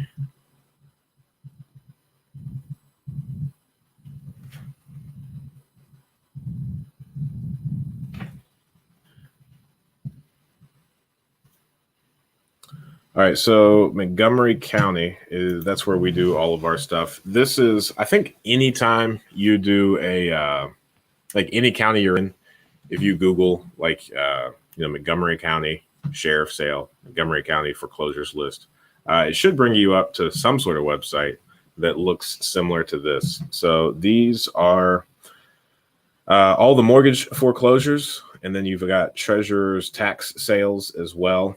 And these two have different processes that they follow. And here in Montgomery County, those are on different days. So the way that these are organized is, you could see them up here. They've got their little key. The gray ones have already been sold, and all the active ones are in pink. The blue ones have been canceled. The ones that are canceled, generally that means that the person that's filing for the foreclosure and the person that owns the property have reached some other agreement. They have either avoided the process, they've made an appropriate amount of payments to cancel it, or sometimes the people that are using PropStream, or people that get a hold of these pre-foreclosure lists, reach out to the people, and maybe even buy the property before the foreclosure actually gets to the court date. So that is one of the plays that I think can be really profitable if that's the way that you spend your time. So you've got the potential sale dates. So 7/30, those two are happening today, and then 8/13, 8/20, 8/27. So these are all the addresses, the zip code that they're in, the appraised amount, the minimum bid, and their status. So this appraised amount, it's kind of important to know that these are appraised by the sheriff. These are not the tax assessment. These are not the market value. This is just, somebody at the county says these properties might be worth this. This appraised amount is really just the county's best guess. It might not be true. It probably isn't true because, one of the key variables to keep in mind about all of these foreclosures is that you don't have access to the interior. So sure, if it's in perfect shape, average shape, it might be worth 87. But at the end of the day, it might very well be trash on the inside and be worth no more than 58. So the minimum bid, that's how this goes. So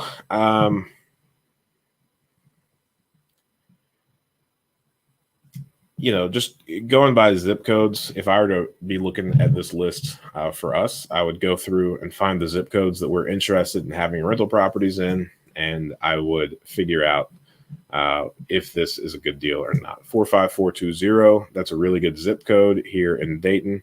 1206 Alta Vista Drive is the address. So now we're going to go on over to PropStream. Oh no.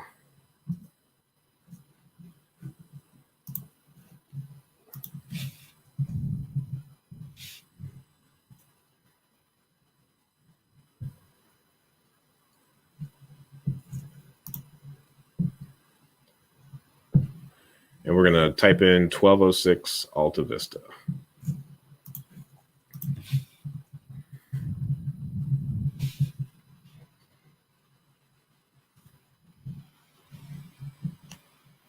All right, so if you are not familiar with PropStream, you should most certainly check out PropStream. And in some of the other videos, I did not do it on this live stream before I started, but there is an affiliate link that I would be very pleased if you go and click. And that will get you a 7-day free trial. So you could do this yourself after this call in your area. So 1206 Alta Vista Drive, the estimated value that PropStream has just generated is $147,000. It's a 3-bed, 1-bath, 1,356 square foot, built in 1955. So the estimated equity. So what PropStream does is PropStream is just this one massive data aggregator where they go through like the sheriff sale lists. They scrape the information there. They scrape the information from the recorder's office, from the auditor's website, anywhere that has information about real estate. PropStream likely has some sort of scraping mechanism. I know nothing about web development or code. I don't know how all of that works. But all of the websites that I used to go to individually to get the information, PropStream has collected in one nice, pretty place. So the average comps come back at 127.9 $951, and the estimated rent for this area is $1,095. Just from personal experience, I have found that PropStream's estimated rent is pretty low. So a 3-bedroom, 1-bath, 1,400 square foot or 1,300 square foot house, and 45410 or 45420. I think we would probably try for like the 12 to 1,300 range and see what happens. And that is, if we were to make it similar to our others. So PropStream will also tell you, the type of property. It's not listed on the MLS, so it's going to say off market. It's distressed, so it's a pre-foreclosure, not a short sale, does not have a homeowners or condos association. You can see the current owner and their mailing address. So it's owner occupied. You've got that going for you. You can check out the pre-foreclosure details. So it was recorded 7/19. The unpaid balance is $64,000, and it is a notice of trustee sale. The auction information, the minimum bid is $64,000. And I mean, you could really see that this was truly pulled right from the Montgomery County Sheriff's Sale website. 827, 64,000 is the minimum bid. So that is helpful. You can run your own comps using PropStream. So the comparables and nearby listings. Again, you could do this without PropStream, and that's generally what we do whenever we look at this list before PropStream. But now PropStream, I mean, as you can see, all this information is in such neatly presented format that it's pretty cool. Yeah, it would take 4 to 5 times longer. Yep. For us to go to each website to find this info. Yep. So, I mean, here, this is the information that PropStream has just auto pre-filled into what the comp search is. So all these properties over here on the right are comps that are pulled. And just scrolling through them really quick, you can see that these were all sold and these are all the prices. So you've got some really, really solid comps here in the area, especially considering the fact that the minimum bid is $64,000. So, guaranteed you're going to have some equity if you are able to get this property for $64,000.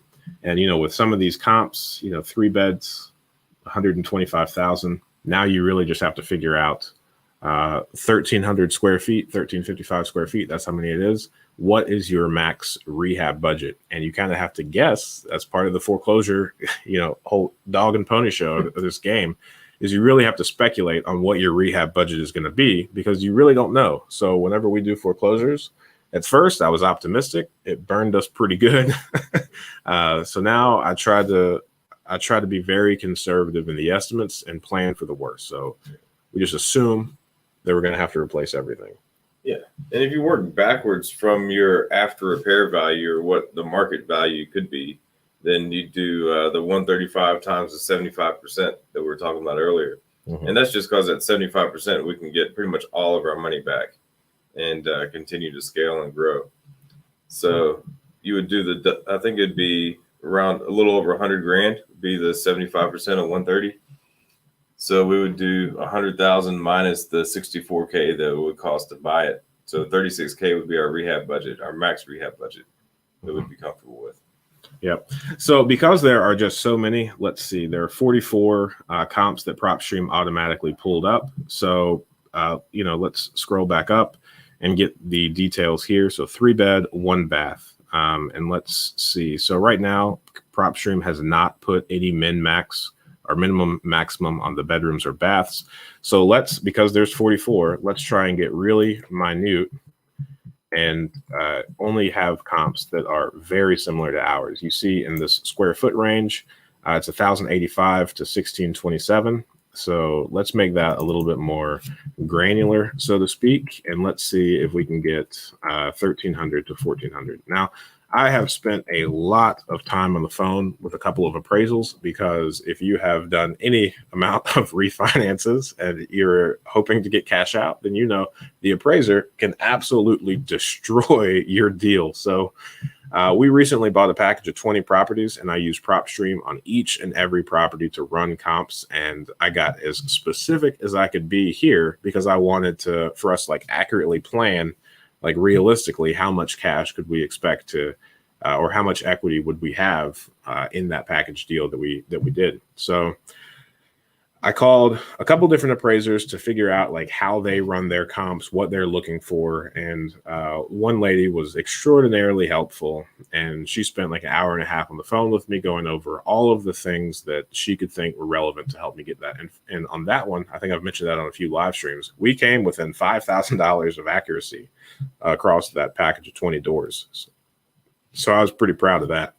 And you could already see that after modifying the criteria to that, and the distance was in half a mile, we've worked our way down to just 2 comps. And the other thing, the whole reason that I started talking about that appraiser was because the main thing that she kept reiterating was square footage, square footage, square footage. You want to get absolutely as close to the square foot of your property, your target property, as possible. She said so much of what appraisers do are based on square footage and then the quality of the finishes. So most appraisers do as is appraisals, and then other appraisers you can kind of do like subject to the other one, and it would say subject to repairing this. Like if your flooring needed to be replaced, then the appraiser would say, here's the value of your house subject to replacing the floor. Mm-hmm. Yeah. So, I mean, because we don't know the condition, but we have like a loose concept of what we would want the property to look like after we fix it, then in our head, while we're working through this prop stream, we're going to do our own kind of sort of pseudo subject to appraisal, because we really aren't interested in what the property is worth as it stands now, because that is not what we're going to be basing our bid off of. What we're going to be basing our maximum bid off of is, what Will just said about as soon as we can figure out exactly what it's worth, subject to all of our improvements, then we can work backwards based on that 75%, while also, of course, leaving some meat on the bone for us to make some equity. Mm-hmm. So these two, 110,000 and 120,000. The only other thing that you can adjust here is you could adjust any of these things, but the only other thing that I would recommend doing is it automatically does within half a mile, and you could increase that. I think the appraiser told me that the max that they are ever comfortable with going is about 2 miles. But if you go out that big, you want to be pretty close on like the neighborhoods. Like there's a couple areas here where Oakwood is a city here or a town in Montgomery County where the prices are absurd. It's like the creme de la creme of. They're above $200 a square foot. Yeah. Whereas as soon as you leave Oakwood, you are, when you're back in Dayton, the prices, plummet down to like what you would expect to like see on the channel. So if you are, appraising a property in Dayton that's near Oakwood, you would want to be mindful not to include any of those properties that are actually in Oakwood. Yes, they're going to skew your comps, but they also just aren't realistic. And appraisers also don't like to cross major thoroughfares. So you got to make sure you're on the same side of the street with your house. Yep. So by increasing it up to 1 mile, then now we are left with 6 comps. And the cool thing that I like, again, because PropStream is a data aggregator, super cool.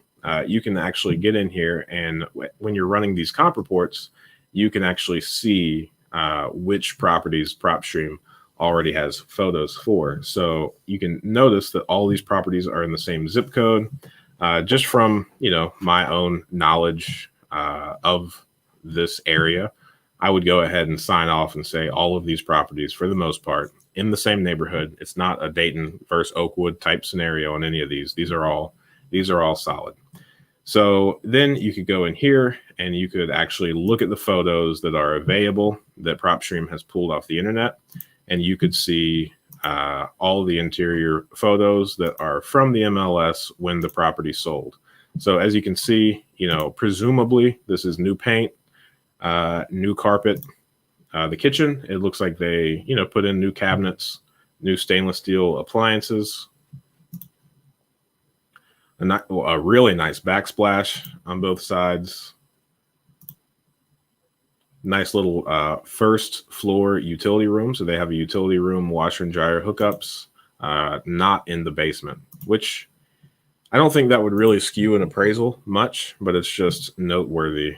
And then that tub looks fairly original and awkward. So it might be a new vanity, but for the most part, they just tiled around the bathtub. So kind of a run-of-the-mill remodel on the bathroom. They added a bathroom upstairs, it looks like. Open bathroom. No, I think that's the same one. I just think the pictures are. Gotcha. No, that's not the same one. So that's interesting, and that's noteworthy because right here it says that there's only one bathroom, and I'm sure this was scraped on the auditor's website, but it in fact looks like it's a 2-bathroom house. And it also has, it looks like maybe a partial basement. Okay, so now we know the status of that comp. We can keep it because if we were to get this property from sheriff's sale, then we would make our property look similar to this. That's a good one. Let's look at this next one. Looks pretty solid. It's got like a brick facade. And it also looks like, definitely, it's not like new paint, but whoever lives here has kept up with the property pretty well. The cabinets aren't necessarily as new. That flooring in the kitchen doesn't look like it's, something that people that are currently flipping properties or renovating properties would put in. A little bit dated kitchen, a nice little built-in kitchen table. I mean, all of this is really respectable. It's clean, but it's not new. So you're going to buy this property having already been lived in. So it's not like it's new paint, new flooring, new kitchen, updated bath. So that is also a good comp. 110,000. Let's see here.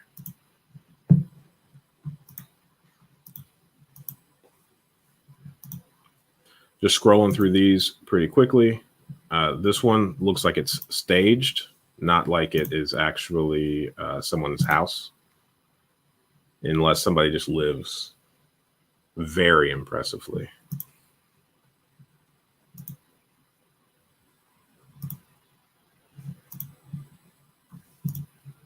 No matter how hard I tried, I don't think we could get our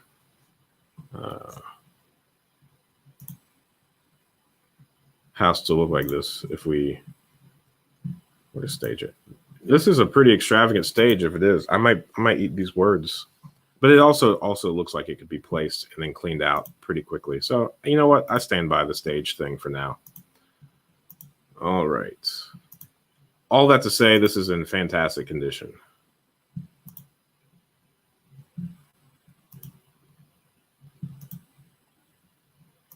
Finished basement is what this is showing. You can see the glass block there.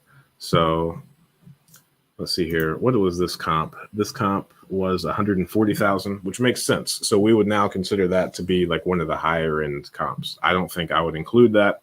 So I'd unselect it here because if we were to rehab our house, we are not gonna, and if we were to like flip this, we would not be finishing the basement. That's not something that we're necessarily interested in doing, even if it does get an extra $30,000 on the purchase price. That's a little bit out of our wheelhouse. So here's another one for 123,000, and this is the last one that we're able to look at the pictures on.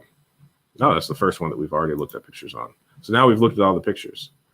So those are good, solid comps. It's up to you whether or not you include these, since we don't necessarily know what they look like. You can also, I guess, go ahead and look.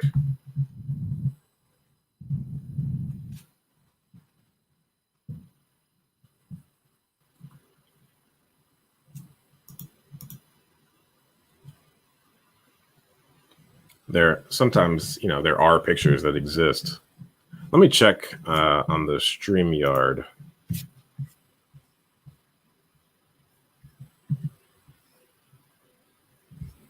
Oh no, yeah. We can't see prop stream. Oh no. So bad. Kettering equal buy. So Dapper D is from Boston and doesn't smoke cigars. Man, you can't There's see also a prop stream. website out there called Dapper D's Cigar Emporium. Thought it could have been you. Yeah.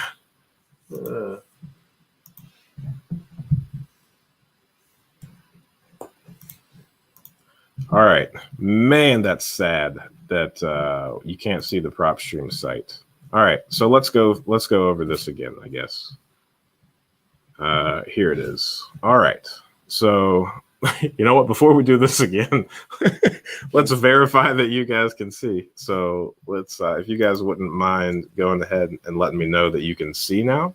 Oh, wow. I can see now what you guys are seeing. Wow. That's a screen inside of it. This is one of those infinite loops that we found ourselves in. This is you see that? Yeah. It's a never ending. You did it. Oh, okay. All right. Well, boy. IT issues. Yeah. And here I was talking about, oh, today's a great day. I've researched. I know how to share my screen successfully. All right. Let's see. All right.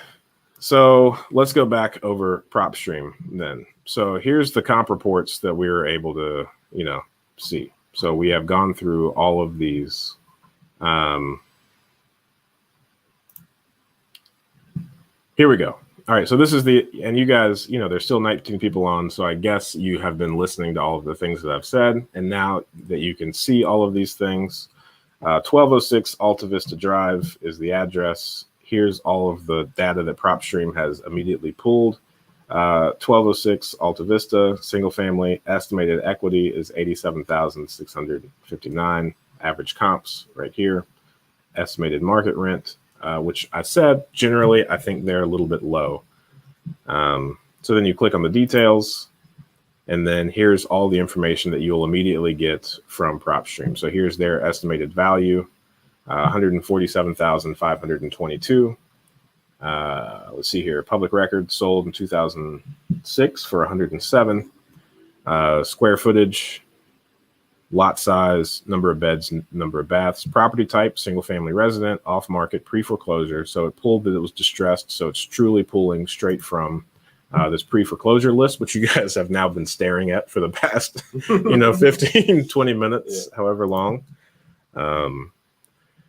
All right. So no short sale, no homeowners association or condos association. Here's all the property details. You can see the owner's name, their mailing address. Their mailing address matches the property that we're looking at. So it is owner occupied. Here's, just the standard information that they have pulled, the legal description, the tax assessment.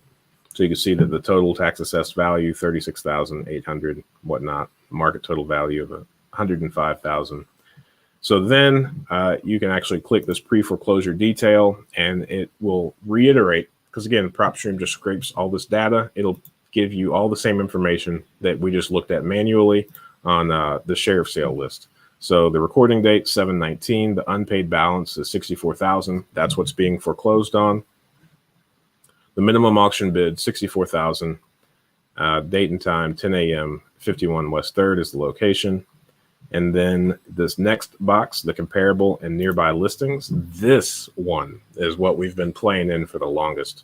And let's see here. Probably after this call, I will modify and chop up this live stream and make it to where, this live assessment of this property is actually available apart from this, just so that those of you that couldn't see it to begin with, we actually look at the same thing. So here is all the data. We've already modified this. So when we first started, I'm going to go ahead and save this comp. And then on PropStream, once you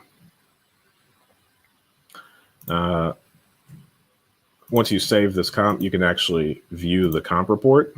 and that will open up a PDF that you can, save. And we actually use this when we are trying to make a case for how much a property is worth.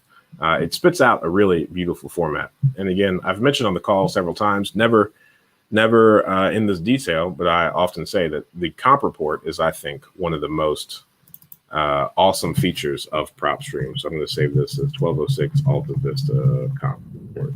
Because we can send this along to some of the lenders too that we're trying to get financing from, and we look more professional because it is such an awesome comp report. Yep. So when it spits out a comp report, here's exactly what it looks like. So you've got the subject property, the actual details, the number of beds, number of baths, the heating, cooling, distressed, yes, because it is an auction property. And then, current listing status, it's not listed. It also, so it doesn't have any information in that. On this report, it did not put anything in for the last sale date on the MLS. That's fine, because really this is a comp report. We could provide all that information separately. So here's the public record sales. And then here are all the comps. And one of the things that I appreciate most about the comp report as it spits out is it does the subject property, what it was last sold for. And then it also does the low, the high, and the average of the comps that I have went through and selected. So this is what the report looks like, the number of square foot. As I mentioned earlier, we try to get as close to this subject property as possible. So square footage, I modified the PropStream range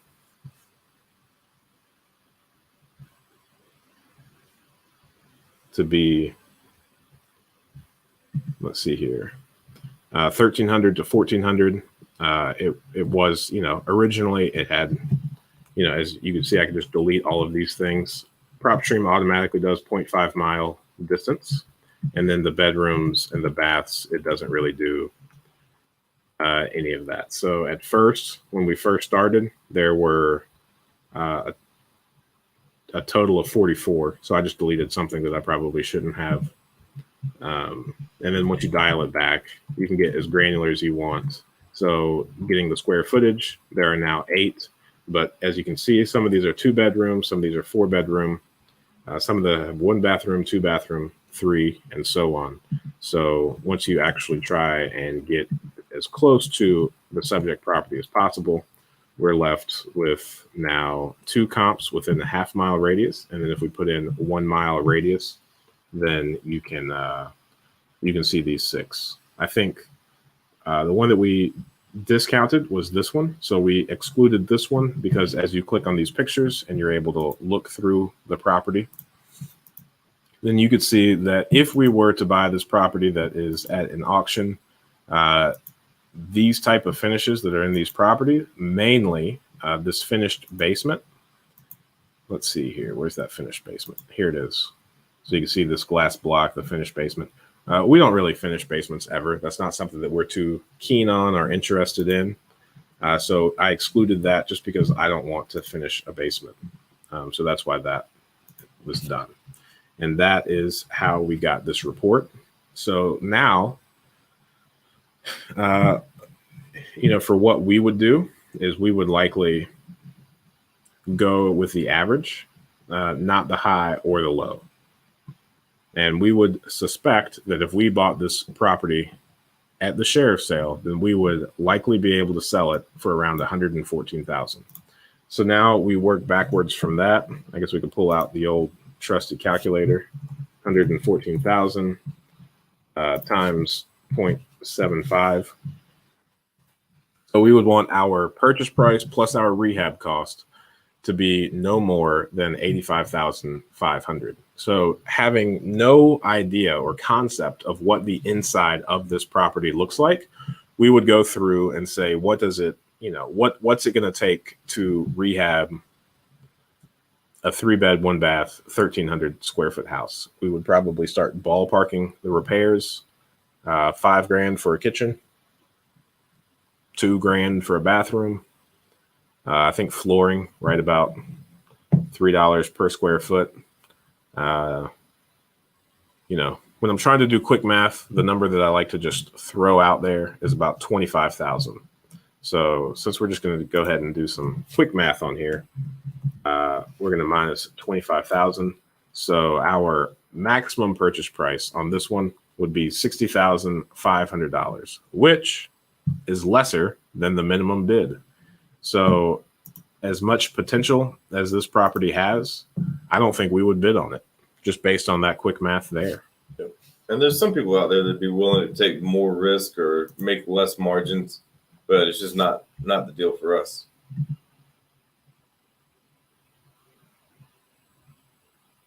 So let me stop sharing because this is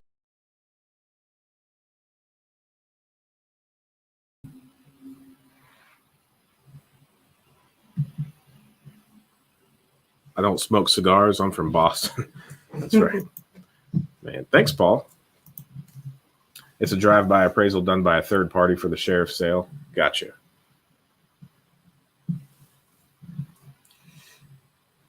All right. Can I use this in my area? Yes. So PropStream is nationwide. You can do this in any market.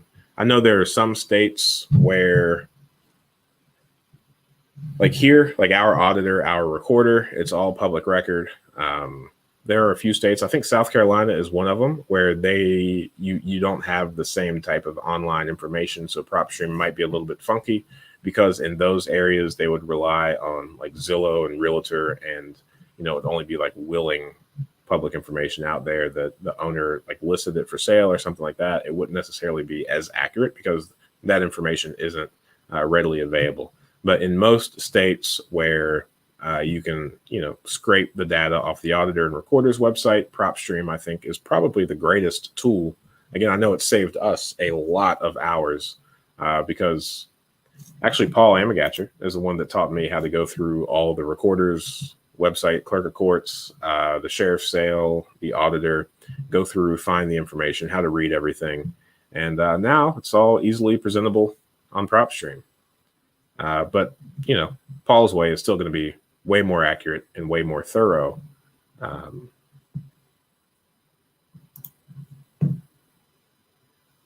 That was helpful and great to see. Thank you. Thank you for suggesting that. I think I've been wanting to do it. I just, haven't. But now we have, and that was fun. It also let us show off a little bit how awesome PropStream is. Yes, that was the famous PropStream that has helped us a lot. And again, like you just saw, I think the comp report is probably one of my favorite features. But at the same time, that's because that is one of the things that we're able to immediately print out, present to a bank, present to our investors, and just show them that, we're not making this stuff up. Our numbers are backed by real things. So, the amount of time that it saved us just sifting through the public records, that's also a really big deal. And I'm a huge fan of PropStream. I feel like you just took a dozen of your videos I've watched and put them together into one great walkthrough valuation. I appreciate it, man. Yeah, I think it was very worthwhile. And let me see if I missed any questions. Who is your CPA? I don't smoke cigars. How are you guys sourcing your deals? Right now, Paul, it's through a lot of word of mouth, off-market stuff. You have sent a lot of wholesalers our way, which has been really helpful. We've bought several things from wholesalers lately. We've gotten a lot of realtors, give us a call right before they list something. And, just that, and just a lot of relationships. Like earlier today, somebody contacted us and they wanted to sell sell their property. And they asked us if we'd be interested in buying it. And they let us know that they'd be willing to let it go for just the balance on their loan. So that was from a relationship as well. So yeah, any ways to source a deal is what we try to do. We try to be very, very open to get that.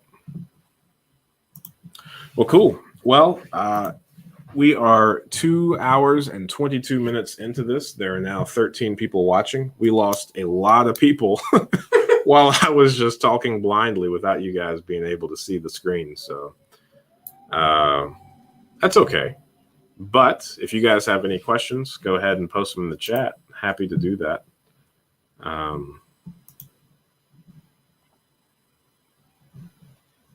And yeah, Daniel, thanks for that recommendation. That was actually a lot more fun than I expected it to be. So let's see. Well, in the event that nobody asks any more questions, you have anything else you want to say? No, I think we've covered a lot of info today.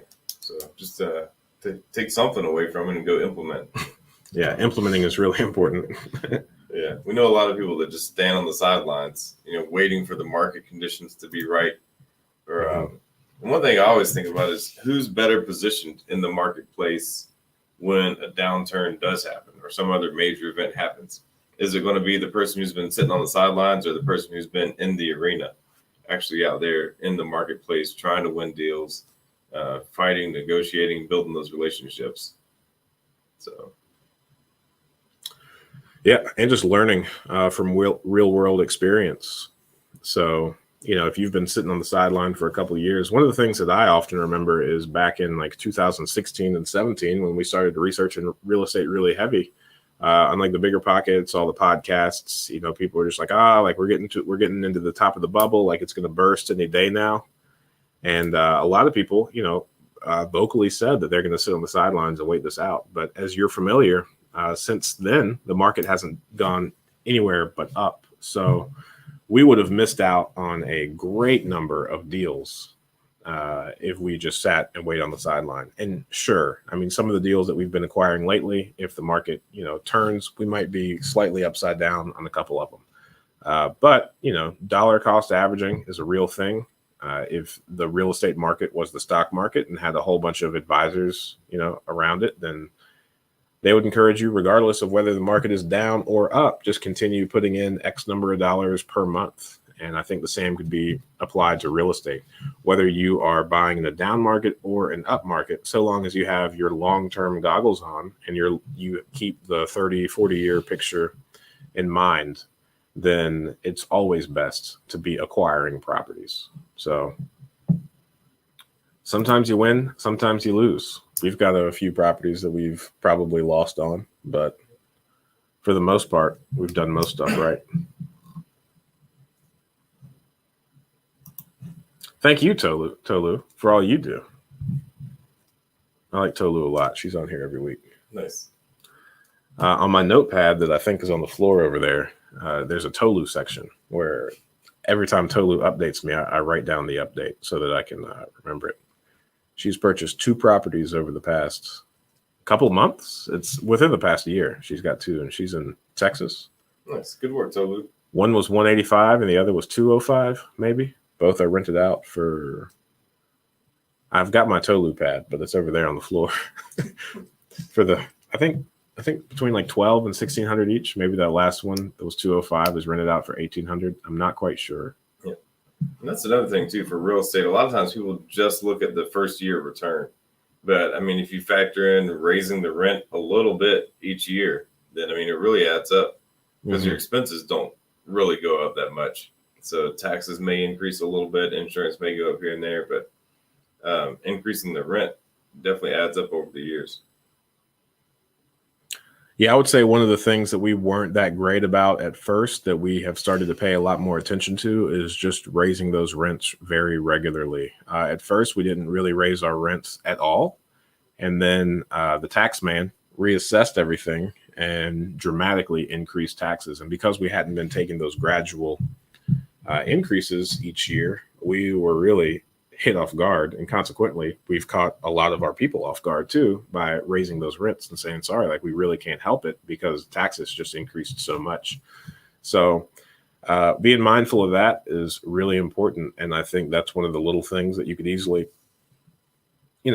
push off, wait till later, because like a $15 per month increase doesn't necessarily move the needle at the moment. But if you don't increase at all over 30 years, I mean over 3 years, then now you've left $45 per month on the table, which when taxes reassess, that could be very helpful. So we're spending a lot of time focused on that. Comps are low. I would try to flip this one at 160. I use Redfin for comps. That Belmont is super close to Kettering. Yeah. So definitely the manual way of doing it is really solid. And it sounds like Paul might be at the courthouse. Looking at this property. Yeah, but yeah, because 100K to work with in equity, that's quite a big jump from where we're at. And you know, this is awesome that Paul is on here, but I would also say, if I had to, and not being biased or brown nosing it all, but I would definitely say Paul is one of his strengths in this market is getting top rent and top ARV on his flips. So I think of all the investors and what they charge for rent, and I think Paul is always he improves his properties appropriately. So he's given his residents fantastic value. But I would definitely say that of all the investors I know, he is definitely leading ahead on like the monthly rent and sales prices, because he just does such a fantastic job at finishing and doing the interiors of the homes. So comps were low from PropStream, but it's a good starting point. And, we've got the king of this area providing real-time critique. So that's encouraging as well. I've learned more from you than I did in real estate class. That's really nice. Thanks. As Nick Cage would say, that's high praise. And Tolu's closing today on the two on her most recent property. Congrats, Tolu. Yeah, that's awesome. Good work.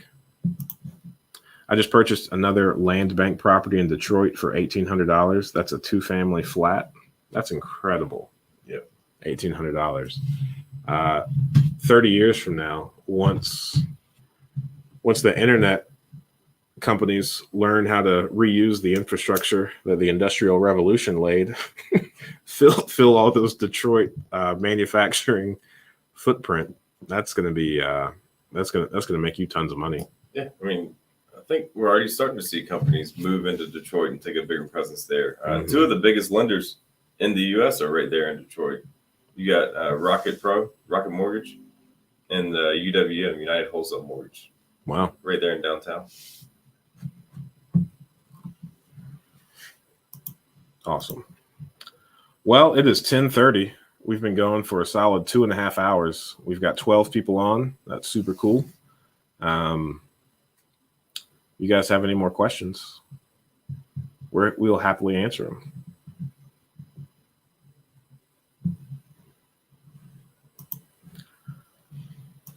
This was fun having you on here. Yeah, it was a great time. Maybe we just need to start buzzing you in virtually. Yeah, figure out how to do it via Zoom.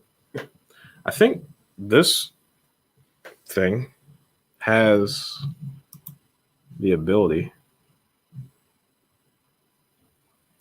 Send this link to your guest. You may also want to share instructions for guests. You can have up to 10 people on screen at once. Nice.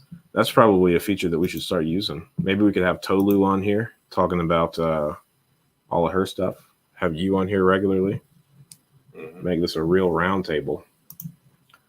Besides PropStream, what's the next best MLS? When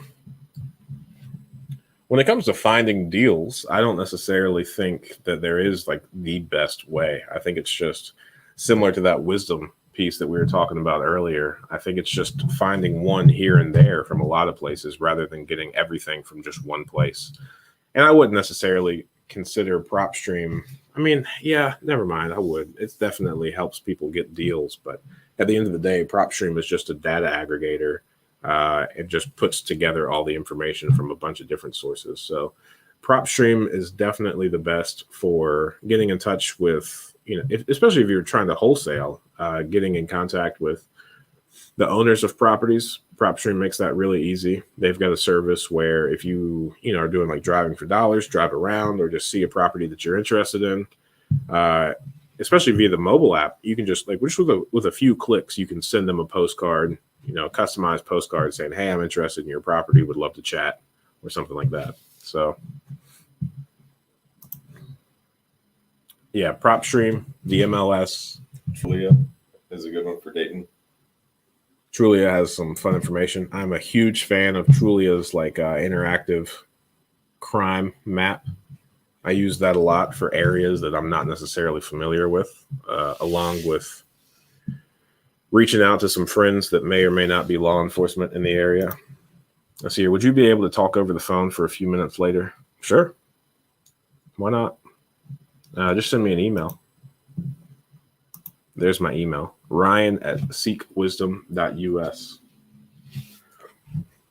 And actually, I didn't fully mean to do it. I just didn't believe that it was a real option. I had like 500 or 600 unread emails, and I marked all of them as read. So if anyone has sent me any emails that they're expecting a response to, please kindly resend it, because I couldn't figure out how to undo that action. I was just trying to figure out, is this an option? I didn't mean to actually do it. So yeah, hopefully that's when you can undo. No. So yeah, send me an email, and if you're waiting to hear from me, please send me another one. All right. Well, I need for you to invest in mobile homes so I can learn. Mobile homes are a tough one. Nobody likes financing mobile homes. Yeah. It's like all of our problems with lending, just magnify that. Yeah. Yeah. There's certain conventional lenders out there that won't do mobile home loans if they're more than 10 years old. So then you're buying new mobile homes, which aren't really that much more cost effective than other properties around the area. Mm-hmm. VA and FHA will go back to June of 1976. That's when they'll finance mobile homes. 1976? Yeah, I don't know why that year. I don't know why that month, but that's what they do. Nice. All right. Well, we're going to go ahead and call it a day. Thank you guys for being on here. And next Friday, 8 a.m. Eastern Standard, we will be right here. Well, I'll be right here. Yep. Thanks for having me on. Appreciate it. Yep. All right. See you guys later.